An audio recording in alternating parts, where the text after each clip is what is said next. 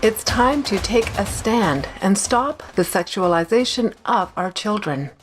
Action for Canada has created a notice of liability to assist you. The title of this NOL is Facilitating an Exposure of Minors to Sexually Explicit Educational Resources, Activities, and/or Events. The United Nations has mandated that all member nations implement the Comprehensive Sexuality Education Resource. CSE is a learning platform that was developed within the context of a program developed by UNESCO.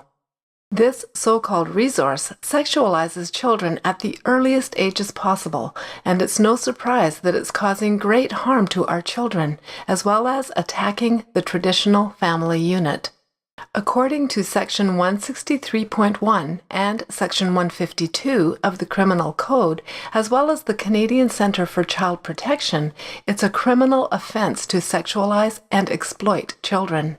Here at Action for Canada, we've been working to expose this evil agenda and to empower parents, grandparents, and concerned citizens to take a courageous stand. In an effort to assist you, we've created a page on our website where you will find an incredible assortment of information on this issue, including the various programs that have been introduced into our schools.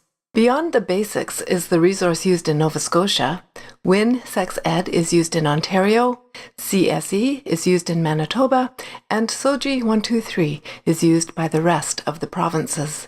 By introducing these programs into our educational system, our children and youth are being exposed to sexually explicit pornographic materials in the form of books, magazines, and comic strips. Our kids are also encouraged to become members of organizations that promote sexually deviant behavior and the exploitation of minors. Be sure to take advantage of this notice of liability, which will advise teachers, librarians, trustees, ministers, etc., that they will be held personally liable for exposing minors to any form of pornography or sexually explicit material, as well as any activities or organizations promoting sexual deviancy and the exploitation of minors. By using this valuable NOL, you have the ability to demand that the CSE learning resources be immediately and completely removed from libraries and the education system. That all of the books listed, including titles by the same authors, be immediately removed, and that all educational facilities, including libraries, cease and desist promotion of any and all activities, including performers and clubs that exploit our innocent, impressionable, and vulnerable children and youth. Knowing is not enough. You must take action. Here are some powerful actions you can take to protect our youth, no matter your age or station in life. Pull your children out of public schools and universities. Run, facilitate, join, or help with a homeschool group. Get involved in writing letters and serving notices of liability. Run for office as a school board trustee, mayor, or city councillor. Connect with an Action for Canada chapter near you. We cannot ignore this message. Our children and youth are being subjected to twisted ideologies using social justice as a means to indoctrinate and groom them, and we must protect them. Thank you for taking a stand to protect kids. If you like what we're doing at Action for Canada, please consider making a donation to support our ongoing work. And be sure to join a chapter near you. God bless you, and God bless Canada.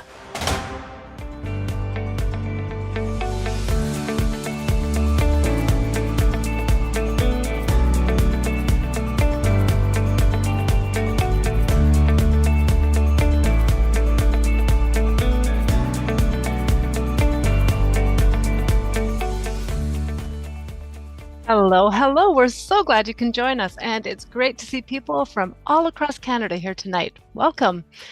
We have another interesting and informative show for you tonight. The lovely Tanya Gaw will be reviewing all the amazing wins that Action for Canada has accomplished this past year. The title of tonight's show is Be Encouraged. We are winning. It's December 11th, 2024, and this is the Empower Hour. Action for Canada is a grassroots movement reaching out to millions of Canadians and uniting our voices in opposition to the destructive policies tearing at the fabric of our nation. Through call to action campaigns, we educate, equip, mobilize, and empower citizens to take action. We are committed to protecting faith, family, and freedom. As we near the end of 2024, we want to thank you for all the support you provide. Tonight, we want to showcase the financial contributions you give to Action for Canada and let you know that every dollar continues to inspire, instruct, organize, and unite freedom-loving Canadians. We are also very grateful for the time you take to respond to our calls to action, for volunteering in your community, and for praying for us. So right now, we'd like to give a great big thank you from all of us here at Action for Canada to all of you. It's always my pleasure to introduce Tanya Gaw, the founder and leader of Action for Canada, but particularly so for this special edition of the Empower Hour, where she'll be providing some good news stories in her 2024 year in review. Tanya is on the front lines of educating Canadians about current affairs and relevant topics that affect us all. And since starting Action for Canada, she has seen many successes and achieved many wins as she and her team work to secure the future of Canada as a free and democratic nation. Tanya is an amazing freedom fighter and a woman of faith who has, for nearly a decade, been boldly and courageously standing up for truth and for the rights and freedoms of Canadians. And now, my friends, will you all please help me welcome the lovely Tanya Gaw. Hello, Tanya. We're so looking forward to tonight's show. Hi, Heather. Yeah, me too. I feel so delighted to be able to come at the end of what seems like a very long year. Thousands of hours of work from myself and our team, just pouring into our viewers and all of the citizens of Canada looking towards and fighting for a better future to preserve our rich heritage, which is based on Christian biblical principles. But before you sign off, I just want to thank you, Heather, so much for co-hosting the show. You are just such a steady force and an example of the team that we have that's working in the background. We can't do this. It's not a Tanya Gaw show, right? This is the Action for Canada and Power Hour, and what comes after it is the weekly news report. And in behind the scenes, every Wednesday night are our production team. There's Jenny and Anita and Dan and Kim, and of course our lovely, beloved Terenzio, who's there faithfully every Wednesday. Yep. Sounds good. So it's not just a matter of coming on tonight and just focusing on the work of Action for Canada. I want people to truly understand that we have an amazing team of people who are volunteering their time sacrificially, and not just the chapter leaders and not just those members that are getting out there and responding, as you were saying. Thank you to everybody for responding to the calls to action, writing their elected officials, going out and attending meetings. I mean, this is all what has worked towards us changing the conversation politically. And the tides are turning because of it. So I just wanted to thank your lovely self for being on here every week with me. I just really value you. And I know that our viewers are as well are very appreciative of the time that you spend with us here every Wednesday night. So thank you, Heather. And thank you, Tanya. Okay. All right. So yeah, welcome. And when I was putting this Empower Hour together and thinking about what Action for Canada has done to serve Canadians in the last year. I mean, I want to say I've been at this for 9.5 years, but a lot of you only came to know about Action for Canada because of the COVID scam. and being forced to lose your jobs unless you took a jab or wear masks. And Action for Canada was right there on the front line, coming up with resources and notices of liability, teaching you about your rights and educating you. And it's just been such an incredible journey, exhausting. But now that we're seeing the results of it and we see that we're winning this battle, we, all of us, the whole team can say it's been worth every bit of time that we've sacrificed to put into this.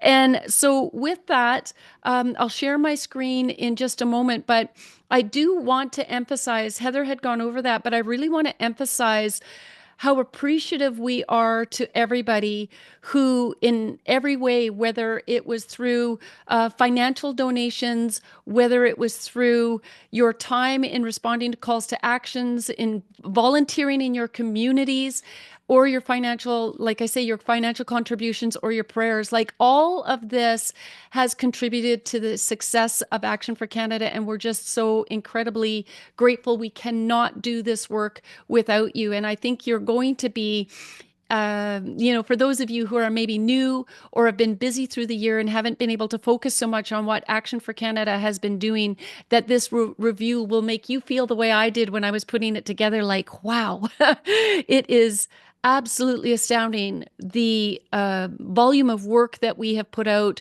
the resources that we have provided, the webinars and the services to uphold the natural family, to protect and support our youth and our children. And yeah, I'm just so grateful to be able to present tonight. So I'm going to share my screen and I'm going to get right at this. Oh, I've got two that are similar. I hope this is the right one. Let's just see. Yeah, we're good. Yes, it is. All right. Sorry. I have quite a number of screens up because for those of you who just watched the Empower Hour, do know that afterwards I do a weekly news update.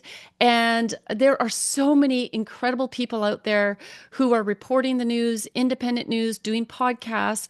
But as I've said previously, Action for Canada is the only one that's actually providing action, strategies, campaigns, and resources for Canadians to fight back against the tyranny. And so a lot of my reporting can't be done without the independent media doing their job. And it would be nice if they were to reciprocate and also report on the incredible work that Action for Canada is doing. But it seems that our censorship is even within the freedom movement. And I'm sad about that, but sometimes it's because of the stand that we take. And a lot of that has to do with those independent media supporting the Conservative Party. And my whole life, I supported the Conservative Party until they were no longer conservative, until they started inviting policies into the party that did not stand true to traditional values. And because of us calling it out and standing the ground, I hope people understand that that's why the Conservative Party as well is changing their political position on things that they would never even speak out about, like the radical sex activists coming after our kids. Pierre Poilievre would say, oh, you know what, education is provincial, so it's not really up to the federal government to, make a comment on that. But what Pierre Poilievre needs to maybe do his research on, and I think he knows, is that the current federal government, the Liberals, are actually funding these NGO groups, and they're funding SOGI 123 and the ARC Foundation. And so therefore it's become a federal matter. He's right. They should have their hands off the provincial, what's up to the provincial governments to instill. I mean, our battles are furious against all levels of government, but if everybody would stay in their own lane, it would at least help us, the boots on the ground that are fighting against this. It would make it a little more clear where the line is. So anyways, there's a lot of reasons. I'm really hoping in 2025 the censorship is going to lift.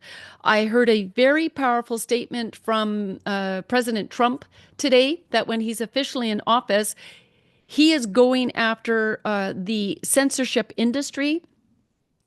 He's going to clean house to anybody that's been in intelligence, anybody that has supported the censorship cult, and he's going to fire them, have them removed, have people investigated.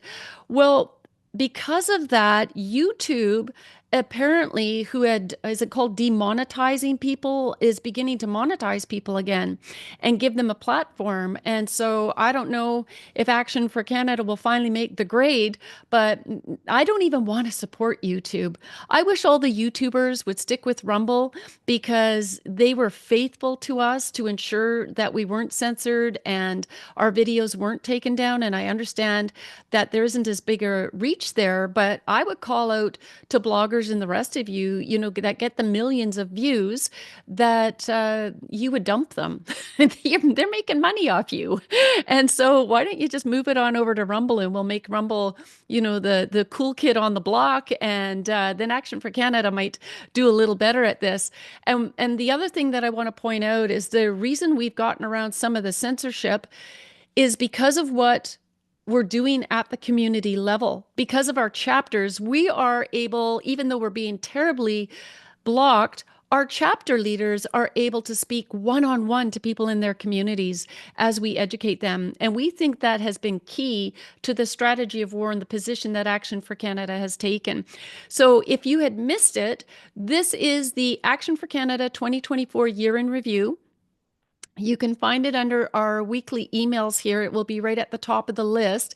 And if you scroll down, when I was writing this up the other day, I was like, how am I going to address this? How am I going to put this in a tangible way that won't be hours and hours for people to review it? And so this is like a 6-minute read. You want to do a deeper dive, you could spend hours on this page seeing all of the good work of Action for Canada.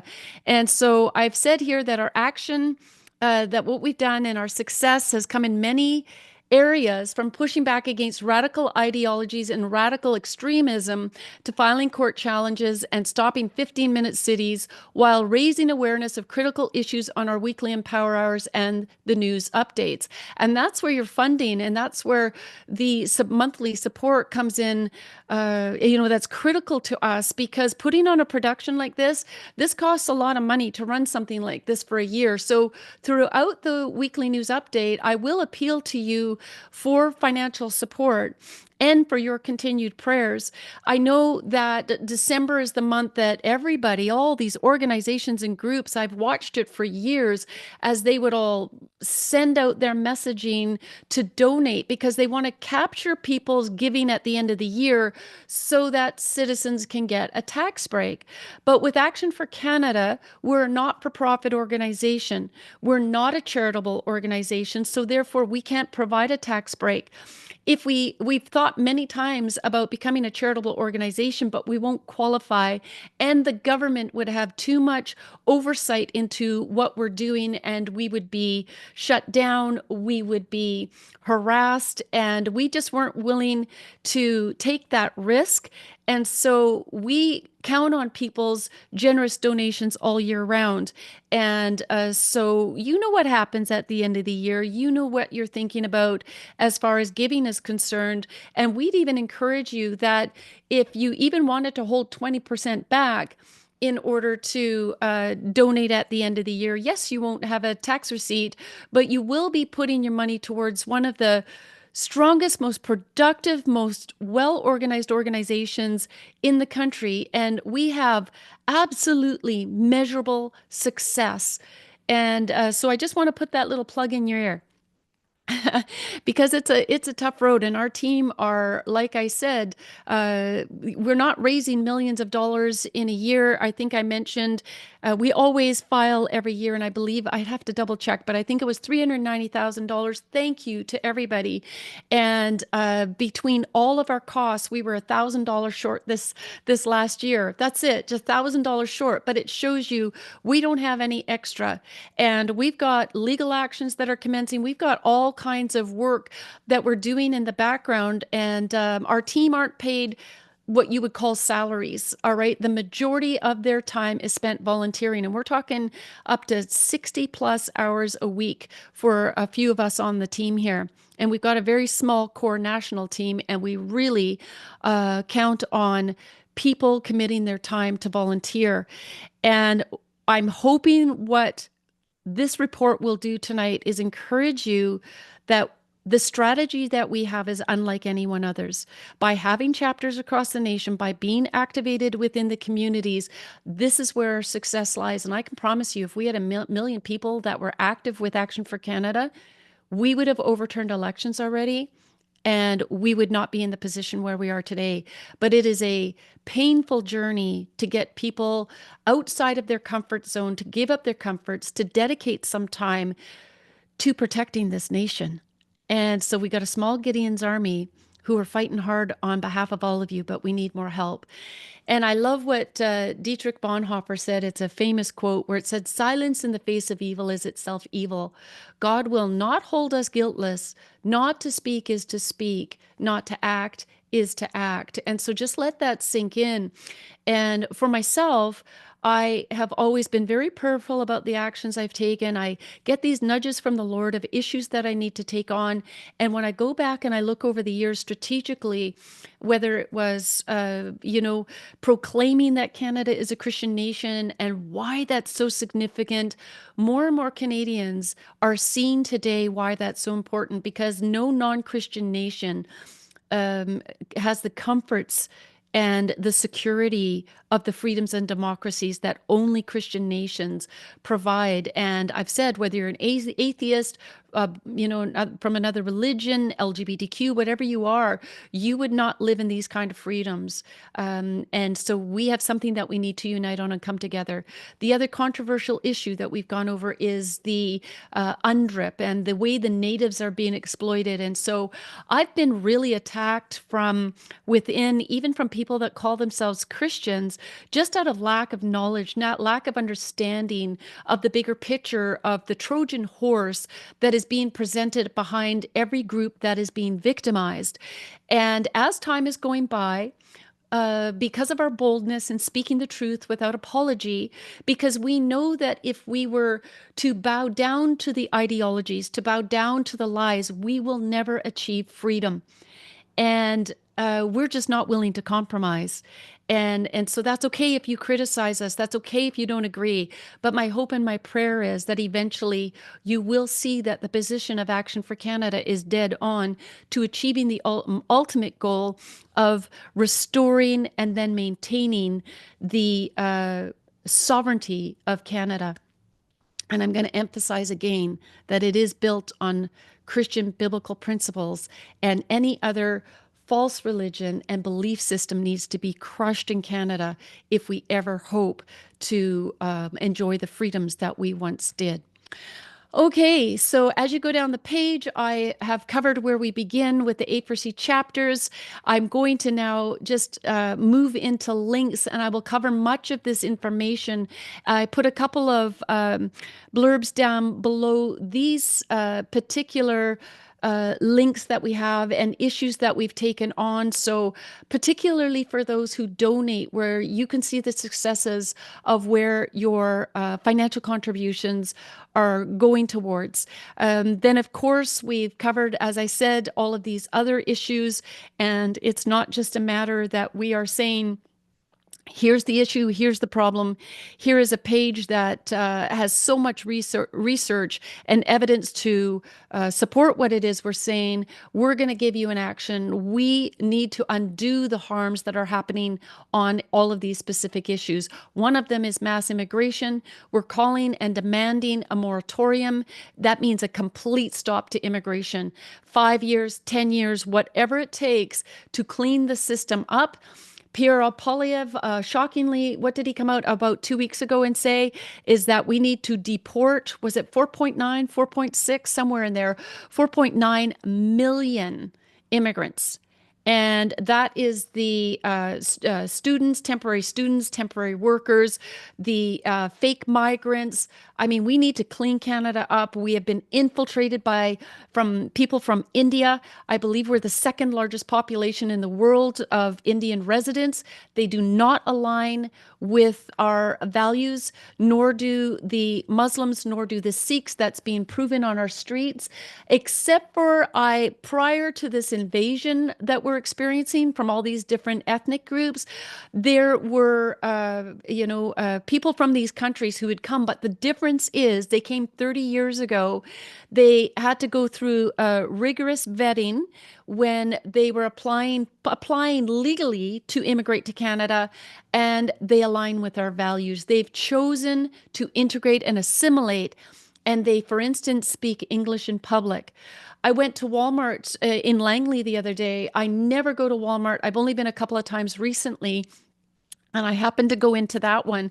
And on the one occasion, they had 10 new young people that were training, and they were all from India, Pakistan.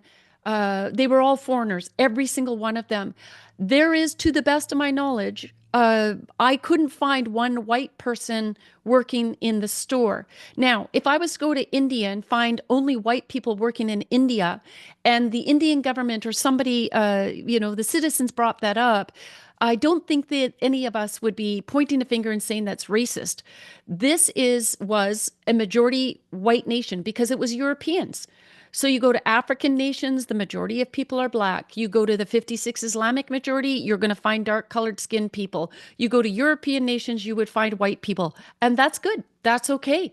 And there's nothing racist about having this conversation. But God doesn't care about the color of our skins, but the globalists do, and the government does, and the Muslims do, because they're using all of this to attack and divide us. And I'm talking about the radical Islamists who want world domination. All right. The Chinese government cares about this because they're all over TikTok. They're the owners of Walmart. They got a lot of dollars in there with all their Chinese products. We have to always remember to look past that now that we could recognize a Trojan horse, say what's lying beneath, and let's call it out. Okay. I'm going to be showing you a clip on the weekly news update tonight about Jagmeet Singh, and it is shocking what that man said about white men. And this has to come to a stop. All right, so that is this section, the prayer walks for revival, our support for Israel, the calls to action, and so on and so forth down the page. So I am just going to do a quick review. I'm starting with legal action. I am so excited to tell you we're filing the notice of civil claim. I'm waiting to hear if it was filed today. Alex had submitted it. If not, I will have that absolutely 100% confirmed. The notice of civil claim is officially filed within the BC government. We're taking legal action against the BC and federal government. I will be updating this page. I always like to wait until I have the link and information so that I can provide you the new notice of civil claim, and then you can go through that. I'm hoping that in February of this year we outed Kip Warner and Alexander Moore from Canuck Law. Kip Warner, these are individuals that smeared and attacked Action for Canada and Rocco and Vaccine Choice Canada. They affected our fundraising. They affected people's confidence in us. We have been in such a battle just to survive all of this. And these people will never be held for account for the defamatory and libelous statements that we've made. But Kip Warner, for instance, we discovered was tied with his company to the World Economic Forum. So we've said is something very sinister going on in the background there to try to seriously hurt our legal action and hurt Rocco. Kip Warner's mission, he was out to get Rocco disbarred. Others have tried to file complaints as well and have made terrible libelous statements about Rocco. And I mean, I know Rocco personally, and I know that he's practically laid down his life for this country to stay in this battle while there were those who were trying to destroy him. So it's had a huge impact on us. I must say that 2 years ago, we decided we had to, regardless of what the naysayers do or say, or our critics have said. They said we didn't need to go for an appeal. But back in 2022, Judge Ross had made some comments within the decision of the motion to strike. Yep, we could move forward with a new notice of civil claim.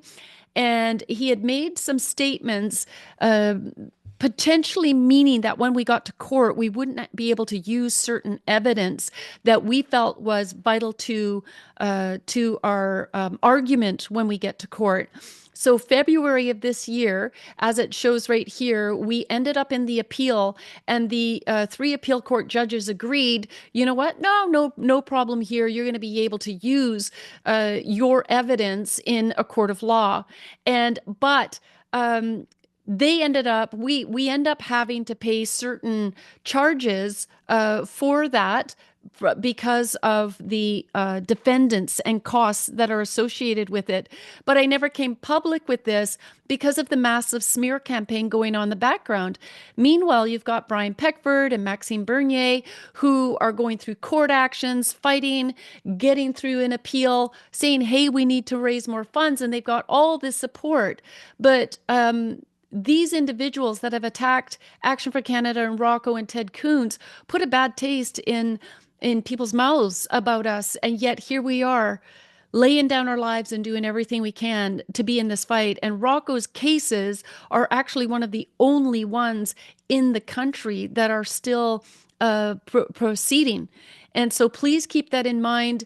Once this is official in the new year, I'm going to be asking you, please contribute. We need a war chest within the legal actions. There's other costs that are associated with that. Every other lawyer is charging across the nation, and every other activist that's taking legal actions have had the ability to raise more funds. And yet when it comes to Action for Canada, because of the damage done by these individuals, it has been a very tough road. So again, a special thank you to all of our donors and financial supporters who believe in the work that we are doing and have continued to faithfully give.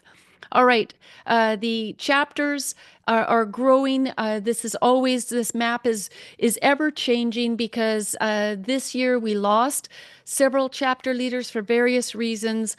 My heart grieves as well that we lost several who had passed away, and our prayers remain with them and their families as they come in to celebrate Christmas with the loss of these loved ones on their hearts. My dad had passed away many years ago. I was quite young, on December 7th. And boy, didn't see that coming. So that was definitely the toughest Christmas that I had ever experienced. So we think of all of those who have lost loved ones this year. We pray for you that, that there would be comforting angels that would surround you and keep you during this time. So as far as Action for Canada is going, we have really, again, poured so much money and time into developing our resources for the chapters.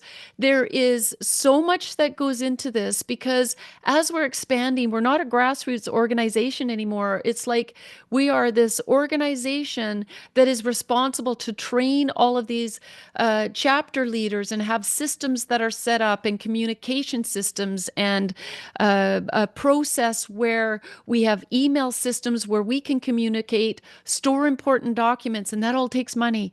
So, we need to be able to expand this. We need to be able to do proper training with our chapter leaders in order to keep them on and keep them steady with Action for Canada. But we can't continue to do it on a shoestring budget. So we're going to continue, as I said, to request your support. We do the Empower Hours, as I've mentioned, and the weekly news updates. Because of you, I was able to travel again this year, bringing hope into communities, helping to educate, equip, and mobilize citizens. Through that, people would get so pumped up after I gave a presentation on Action for Canada. And through it, we ended up getting quite a number of more chapter leaders who felt invigorated and said, you know what? I want to be a chapter leader. I live an hour and a half away, and I came here tonight, to meet myself and our team and hear more about Action for Canada, and it inspired them to become leaders. And so with that, we have provincial leaders that oversee those new leaders. You can see how we need this buddy system, and but we need to start making these positions and more permanent for our provincial leaders so that our new chapter leaders have the support they need. Under the weekly emails, I'm just going to scroll through so you can see some of the guests that we've had on this year. Michelle Sterling, Alex Newman, Tom Harris, Tanner Naday, Tom Quiggin was amazing, Maxime Bernier, Majed, and so on and so forth. It has just been an amazing year and an outpouring that every time we have a guest on, we're also educating you on whatever that issue is that is critical to all Canadians and helping bringing awareness. Then we have our political LGBTQ page, which is just packed with critical information and resources that when you hear about a hurting parent who just found out that their child has come home and is now identifying as the opposite sex, you send them to this page. You send them to this particular video that exposes the indoctrination specifically that's happening in K to grade 6, kindergarten to grade 6, indoctrinating, sexualizing, and 100% grooming our children. So this page is filled with so much information. Actions that we have done this year as well include the action in Montreal, of course. Planned Parenthood and the LGBTQ are always, it was accidentally exposing children. Sorry, it's a Montreal-based company that was in New Brunswick's, my apology. So it was thirsty for the talk under the guise of health promotions, and they're exposing children to just absolutely pornographic and sexually explicit material. And Action for Canada is always on the front line with an action, pushing back and bringing awareness and pushing back against the elected officials. By doing this, more parents become aware, and then they care more about who's being elected as school board trustee, who's getting in as mayor and city councils, who are supporting drag queens and whatever else woke agenda that you can think of, and then as well with your MLA and MP. People are becoming invested because they care about their children and family and what they're being exposed to. And it's through educating the public and through these actions that we do it. We may not immediately, such in this case, with the newly appointed Senator Wells, who is completely an inappropriate candidate to have chosen because he's a radical, progressive LGBTQ activist. But what it did in putting the action forward again, it brings public awareness. It brings pushback. The Liberals are losing for a reason because they're losers. They're woke and they are on the wrong side of history. One of the actions that happened this year that many people aren't aware of was the Dufferin Peel Catholic School Board trustees vote against flying the pride flag. And there is one of Action for Canada's former chapter leaders who ended up winning the position as a school board trustee in this district. And it was her work that ended up achieving the success. And I was in the background of this success as well. We can't always, give our strategies away and who we're working with, but just know we're having a massive impact. And again, Saskatchewan, we had the huge win. That was last year, but we're still fighting the fight there because the LGBTQ don't like losing, and they lost big because SOGI 123 is officially in BC and Alberta, and under the radar, they tried to get into Saskatchewan, and our campaign put a stop to that. And there was another great group that was getting parents going as well. But the resources, information, notice of liability that was served to the then Minister of Education, the Premier and Health Minister and others was absolutely incredible. So what we did is we took that package and then we ended up putting a bigger package together into a binder that's about this thick with evidence of the harms, affidavits from parents who where harms of their children now being indoctrinated, now claiming they were born in the wrong bodies. I'm talking specific to Alberta right now, but it's happening in every province. And then these kids being fast tracked onto hormone blockers and eventually onto having their little bodies mutilated, permanently damaging them for their life and sterilizing them. And so our team ended up putting this binder together and sending it to Premier Daniel Smith by registered mail and the Minister of Education, as well as two other ministers. And that resulted in a meeting with the Minister of Education, revealing the pornographic books, shock and awe, and towards getting this material removed. So we're going to have a really great start to 2025. I know we're going to have even bigger wins to come, but just know that we are in the background doing a lot of incredible work. And when we can reveal information that won't harm the strategy and what we're doing, we will do that. On to smart and 15-minute cities. We've got our notice of liability page. We've got so much good information on here, your mobility rights. We've had so many special guests on. If you scroll to the very bottom, that's where you would be able to see other actions that we're doing that may not be posted in the middle of this page, but that are related to the 15-minute city globalist plan. You can also see our smart cities flyer right here, which we would welcome you to print and get busy just handing them out. Go to the grocery store, go to the doctor's office, leave it with the magazines, wherever you can, plant this information. We have teams across Canada right now going door to door, printing this material and putting it in people's mailboxes to bring awareness. And then, of course, there are links on there that come back to this page so that your neighbors can not only learn more about it in their homes, they can find out more by coming to Action for Canada's page. And this is where I'm saying we have the upper hand on other organizations because they can go and report on this. But what then? People are having all of these big events. They bring the same speakers in. They all, have the same agenda. They tell people all the scary news that's going on, and then everybody goes home. And I keep saying, we don't get invited to these events. And they say, they're strategy events and da-da-da. And it's like, what's your strategy?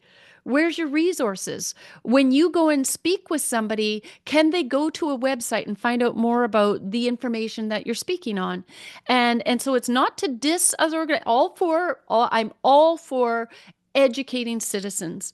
But wouldn't it be wise that if there's an Action for Canada chapter that is within the city that these events are taking place, that Action for Canada would be invited to the table?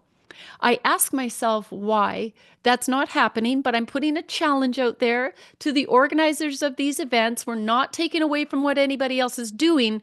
Our heart is for the country and making sure that people are so well educated that they can actually do something about it, even on their own time, even if there's not a chapter in their community.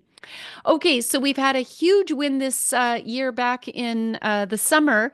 Pierre Atala, I've mentioned this almost every weekly news update. If you're not listening to those, I bring in awareness. Again, this is where your money is going towards, these kind of successes, in that they were trying to sneaky put through a 15-minute city on steroids plan called the Plan 2050. And the government of Manitoba had created this group, the WMR, Winnipeg Metropolitan Region, that oversaw 18 Winnipeg districts. And they were trying to sneaky, underhandedly take control of all 18 districts, which would have made it very easy for them to implement the 15-minute city plan. One of their plans was to shut down major thoroughfares, exits, highways. And so businesses would have needed to be shut down. We know that the government hates small and medium-sized businesses, and for whatever reason, the provincial governments are willing to destroy the livelihoods of citizens, of taxpayers within their communities for their own enrichment. And trust me, the people that are on these boards, they have a lot to gain from this once you start researching it. Anyways, Pierre had hundreds of people to come to the first public hearing, and by the second public hearing, he had over 1,000 people attend. They had to shut the meeting down and postpone it because they didn't have room. And by policy, they had to have room for everybody that showed up. They knew it was a losing battle, and they never had a second public hearing because they knew they would lose, because of the public backlash. But they're now trying to sneaky implement some other plans at the local level. And again, Pierre is all over it. He's having public meetings, and the strategy is happening. I just did an action for him, and Kim and I got it out the other night. Again, amazing team working late at night to get this done, because sometimes the meetings come very quick. And when you start going to your mayor and city council meetings and you look at the agendas, they're boring as ever, but look at what they're passing through there right under your noses. It is shocking. It is horrifying. And unless you are going to take the time to learn the material and show up there and oppose it, it doesn't take much. We have teams organizing it. Sometimes all you need to do is show up, and your body count counts. It really counts for a lot. Like when the 1,000 showed up, we were able to get that shut down. Your very freedoms rely on this. Here is Envision Durham. Terry Recker is our provincial lead as well in Ontario, as well as the chapter leader in the Durham area. And she's doing an amazing job knocking it out of the park as well, fighting in every district to expose this wicked agenda. Under urgent calls to action, this was something else that I had also covered on the page. We are covering items such as the BC election fraud. We are going to be filing, and we are pursuing this. We are not stopping on this. We do believe that the NDP acted criminally, and we need more people. We need more people standing up against this. We need people in BC to pressure their MLAs, to pressure John Rustad and said, why did you roll over on this? Why did you not demand full disclosure? Like, for instance, how many ballots were there? And compared to how many voters were there? Why was there a whole ballot box that, had been held at an election office overnight? Why is there 63 out of the 97 that there were data processing anomalies, that there were problems? That's not just a small problem. That's a measurable problem. That leads to election fraud. There's so many questions regarding this. This is a very important campaign because we know that this is happening in tyrannical governments across the world, but the only regions where they are winning back their nations is where those millions of citizens decided to get involved, even over matters like this. This is not a matter that we should just say, oh, well, it's too big for me. You need to get involved, and we encourage you to do that. We did a whole campaign on stopping Bill C-293. I stick with it. I do not succumb to saying that, oh my goodness, the World Health Organization is going to control Canada. No, they're not. Stop talking like that.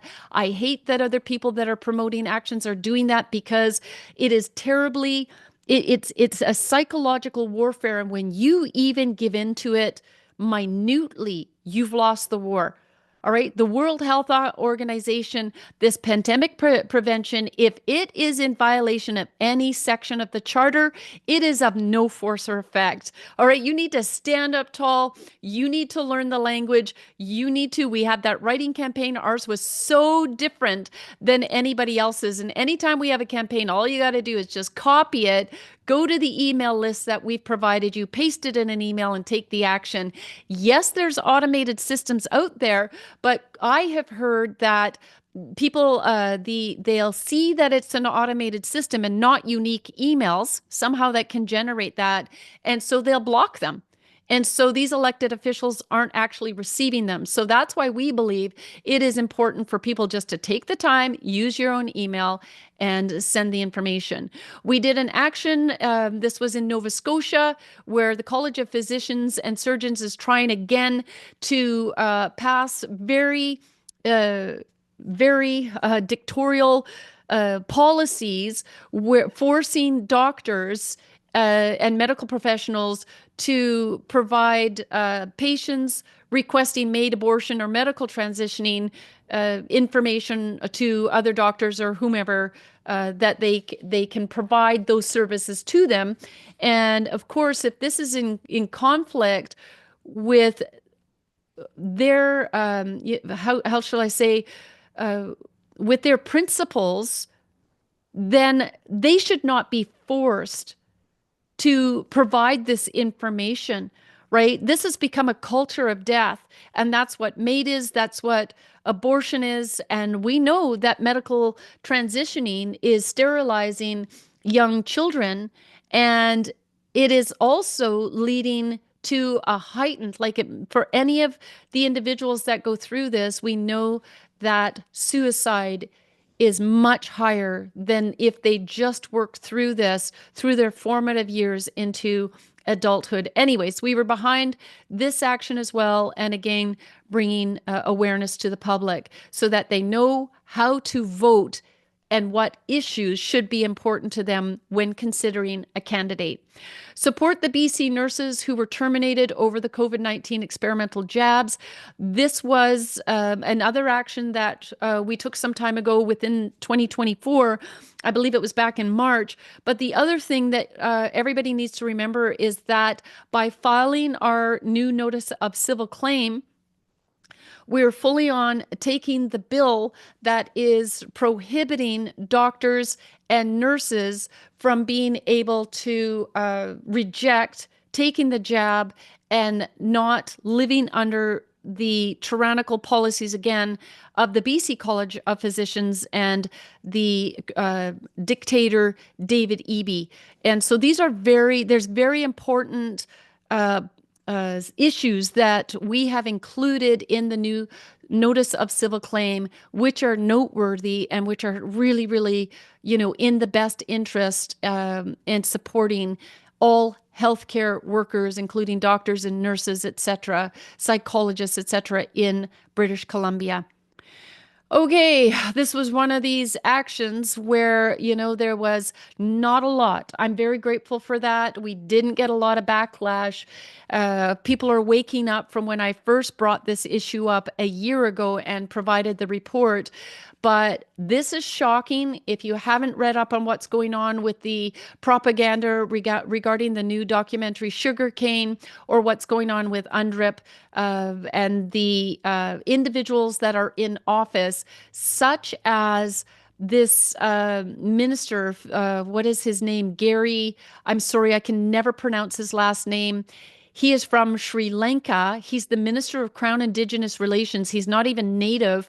And he's talking about white privilege. He is an enemy of the state, this guy. He should be removed. And I've said, you'll see, even please stick with, if in the description, we'll be putting the weekly news update. I highly recommend you watch it tonight, because we're going to talk again. I'm going to again emphasize no foreigners should be permitted to run for any elected position. Anyone sitting in government must be removed. It's only good common sense. And Gary is a perfect example of why that should be happening. If he's not happy here, he needs to go back to Sri Lanka. My question is, why is he here? If he's not happy here, he wants to see Canada change. Why are all these immigrants coming to Canada, getting into government, and then turning around and telling us that, we need to change to accommodate them? No way. We're calling it out. I'm not afraid of being politically incorrect, because there's no such thing as being politically incorrect when you are up against individuals that are working to destroy and undermine our freedoms and democracy. That's called treason.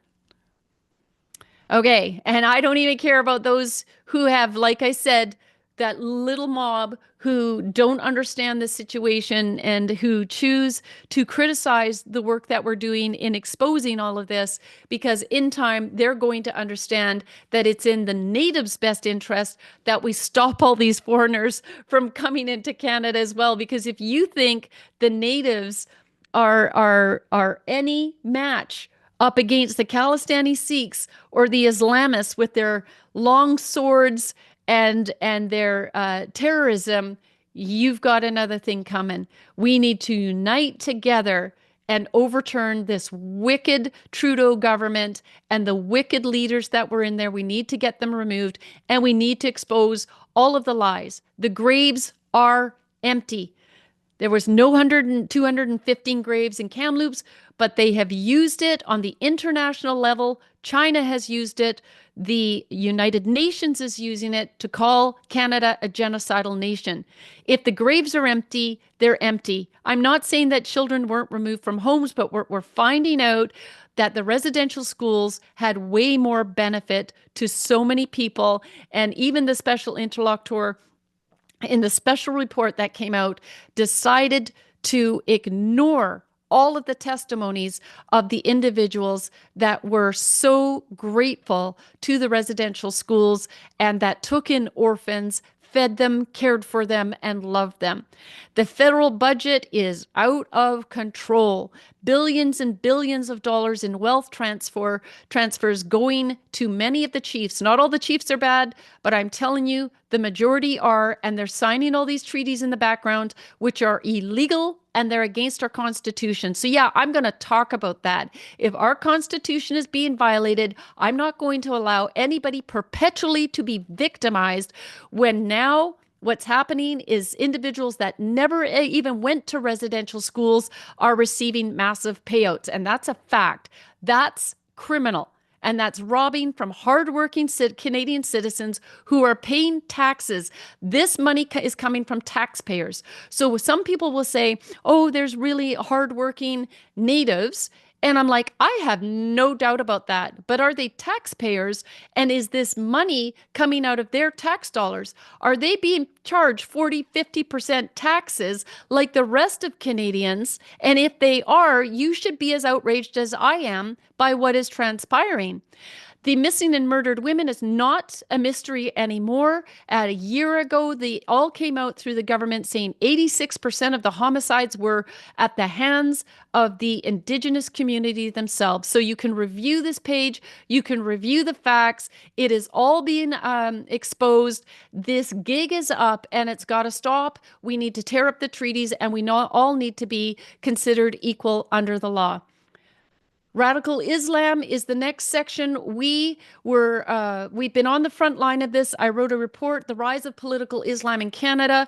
I was called a racist, intolerant and all the rest of it. I'm like, you don't understand Islam. We're not talking about moderate Muslims. And quite frankly, if the moderate Muslim, again, this would be considered politically incorrect, but if you can't find what you need in the 56 Islamic majority countries, don't expect to come here and worship this Allah that is causing nothing but destruction, tyranny, and oppression in all of the nations that you fled. Why would we, as a Western Christian nation, allow this to be set up in Canada? These are failed foreign systems of governance. And Islam specifically is not a religion, it's a political system. So again, yes, we're going to call that out because the future and security of Canada relies on that. And it is very evident on our streets by the Palestinians, who are attacking Jewish synagogues. The police are standing there like a bunch of dummies doing nothing. The Ford government does nothing about it. The EB government does nothing about it. Daniel Smith does nothing about it. At some point, if we as Canadians don't rise up against the Islamists, we will be consumed. Join me on the weekly news update because I will show you what's going on in UK and Europe. And they are who we are looking to because they got invaded before us. This is a mass invasion of these individuals that are coming from these other countries. If you want to have a thorough vetting, go through the proper channels to immigrate into Canada, we support that. But you have to be willing to swear an oath on the Bible when you enter this country and support our principles. If not, respectfully, this isn't a good match for you. And then you need to determine what is going wrong in your nations and why you are supporting this garbage coming to Canada. Again, we're going to stand up boldly, regardless of how it may fall on the ears of those who will oppose us, because those who oppose us are the radicalists who are coming from these countries and with ulterior motives. And so I don't care about what they think. I care about Canada and preserving my Christian roots for the next generations. So there's the immigration to stop the petition to stop mass immigration. Okay, the Walk for Revival. I mean, it was the second annual prayer walk for the revival, the beginning of many. After this in Nova Scotia, one of the prayer walks was done around an LGBTQ NGO building. And shortly after this, they had to close. They were gone. Praise the Lord. And the year before, if you'll remember, is when our team in Kelowna did a prayer walk around the school board. And there's a very radicalized, I would say, school board superintendent who just refused to see the evidence that we provided regarding the pornographic books, regarding an EA that they have that made murder videos of chopping people up, murdering them, and then eating them and feeding them to his pig. And everybody was like, or the superintendent was like, oh, that's his creative design. He's allowed to make those videos and no problem with him, also being an EA at the school while he's also a drag queen. I think that there should be a standard for people, and they need to be assessed when they're around children. And that's no offense to that individual. If that's the lifestyle that they want to live, then find a career where you're working with adults who can actually articulate themselves if you're doing something that's offensive to them. All right? Political correctness out the window. We are going to expose these individuals. If the majority of the citizens are not supporting you, maybe it is time for you to look at a lifestyle change, or at least respect what we're saying, get away from the children, and keep your fetishes to yourself and get in a job with adults. Okay, so that nobody's questioning what it is that you're doing. So the prayer walk for revivals, what happened at the school district is that a chunk of the building fell down. And it ends up that it was on the second floor outside of the school superintendent's building. So sorry, office. And we just see that as an act of God. So for those of you who are, Tanya, I'm not a Christian, I don't believe in all of this. Well, you know what? What's it going to take? I mean, we know God exists. I believe it. Jesus Christ died on the cross to save us of our sins. Absolutely amazing being a Christian in this nation and seeing all throughout Europe and the UK and all the Western nations that celebrated Christianity. These are all the ones that the globalists are trying to destroy. Do you think that's just coincidence? I'm asking you to go, you know what? Maybe there's something to this Christianity, and maybe there is power in prayer, 100%. So anyways, great things happening across the nation in the power of prayer, and so many premiers as well waking up and taking actions on behalf of parents and supporting them. That is not just by chance, my friends. That is the Spirit of God moving in miraculous ways in our nation.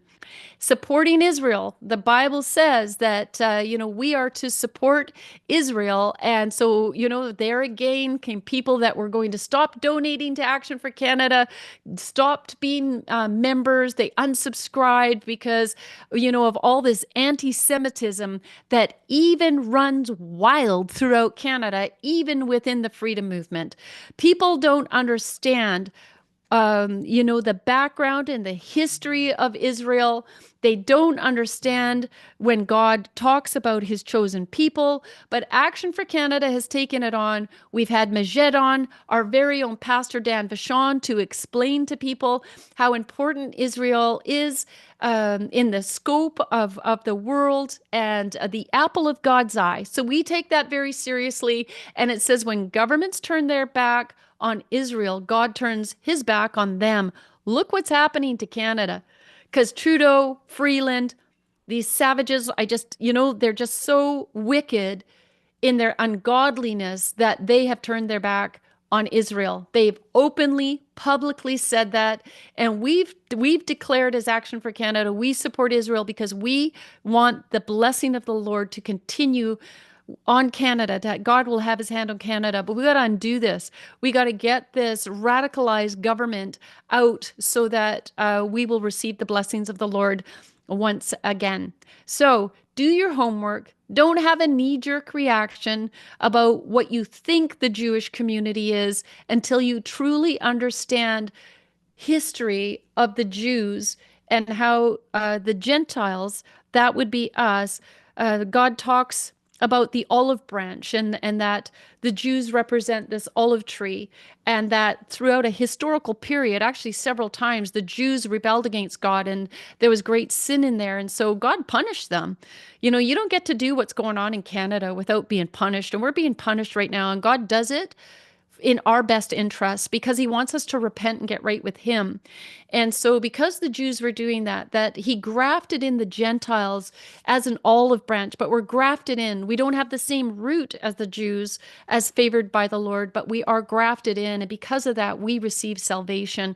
There's more to it. Listen to, the actions that we've put on our page, learn more about it to understand. Again, you may be able to understand more that there's a Trojan horse. So you got to see the enemy within. Islam is an enemy of the world, and Israel is fighting on behalf of the world, of the Western free world, because the Muslims have said, it's always said, Saturday people first and then the Sunday people, which meant the Jews first who celebrate on Saturday, and then the Christians on Sunday. They are coming after anybody who is not Muslim with a force. And we see that, and they never will destroy Israel because of God's special hand on Israel. Okay, we're also supporting our youth. We've consistently tried to bring awareness of the harms of the jab. During COVID, we got a vaccine. I don't even want to call them vaccines, mRNA jab centers shut down in schools. It's just been a very exciting journey. We weren't able to save enough kids because parents were convinced that they needed to get the jab. But now, as well, what we're doing, and I always give kudos to Vaccine Choice Canada. This is their first love and their first commitment. Ted Kuntz has been committed to calling out the childhood immunizations because his son was so terribly vaccine injured. And Ted had a lifetime journey watching a healthy baby turn into a child that he committed his life to in supporting. And if you know Ted's story, you understand his testimony was a very difficult battle. Rocco has twin boys. He as well, at 6 years old, his kids, I believe it was 6 years old, his twins got vaccinated and his one son was terribly vaccine injured. These men's hearts are in this fight. And that's why I get so angry at anybody who smears Rocco or talks about him in a disrespectful way with, their little armchair critics. And I'm like, shame on you, stop it. I don't want to hear any more about it, okay? Shame on you. And these men are fighting an incredible battle, and I just love them and respect them so much. Action for Canada, as well as constantly, we've numerous times had people on talking about the harms of the childhood immunizations. I'm talking about Sherry Tenpenny and his Dr. McCullough, and also others. So sorry, I was a little, Dr. Mackey's as well. We have talked thoroughly about the harms of the immunizations. They are directly related to the autism. They are poisoning our kids. There is no need for our kids to be immunized. 100%. Don't care if it sounds politically correct. We've been brainwashed into thinking. I regret having given this to my own children. My daughter ended up being affected also. I realize now as from taking the immunization, and if I could go back in time like the rest of you, I would undo that. And so for the next future generations, God gave us the perfect immunity, and we should not be putting any of this poison into our kids. All right, we're saying 911, get your kids out of school. For years, we have been, really calling out to you to say, just stop, sending your kids into the school system if at all possible. If you can't, don't feel guilty about it. I know many parents, especially the economy being so poor, that you are fighting just to keep the bills paid, a roof over your head, and food on the table. And that's why Action for Canada and our team are out there working so hard against these wicked school boards and trustees and activist teachers who have infiltrated our systems, and these premiers and education ministers who are supporting this. But if we're saying 911, get out of the school, we wanted a solution. So we've been on the front line of the homeschool revolution throughout Canada, encouraging as many people as possible to pull their children out. We've been encouraging grandparents to get involved and help. You can do more in teaching your children 2 hours when you get home from work than them being in the public school system for 6 to 7 hours, and you do not risk them getting indoctrinated or groomed and confused. That is the best defense. So figure it out, find a way. We're helping. We're asking churches to open their doors, create homeschooling pods, and parents to work together to get this done until, if a possibility ever comes, that we can completely ratify and reform the education system to be one again under a godly umbrella, where we actually say the Lord's Prayer when we begin school every day and bless the children for the rest of the day and their teaching, and stick to reading, writing, and arithmetic, and putting amazing, incredible values into their little hearts and souls, so that we wouldn't have the chaos that we have right now with all of these different ethnic cultures coming in with very different systems of how they raise their children, as well as the woke culture from the globalists who want to use our children as agents of change. That's literally their term, to use our children as agents of change, which is an old Marxist agenda. And I'm telling you right now, they're being pretty successful at it. But again, Action for Canada, we've been very successful in raising the alarm, and many hundreds, if not thousands and thousands of parents have pulled their kids out of the education system. So we're very pleased about that. To support parents, we have provided parent webinars. We have the Youth Freedom Movement, educating our youth and helping them to become strong leaders. We had the Back to School action. We're going to keep pushing at this every year. I don't think enough dads and grandfathers and uncles are taking the day off, but we need you to take your kids to school. We need you to serve the SOGI notice of liability when sex ed, whichever province you're in. We need you to serve it to the teachers and the principals and say, don't you dare teach any of this woke ideology to my children. Don't talk to them about climate alarmism.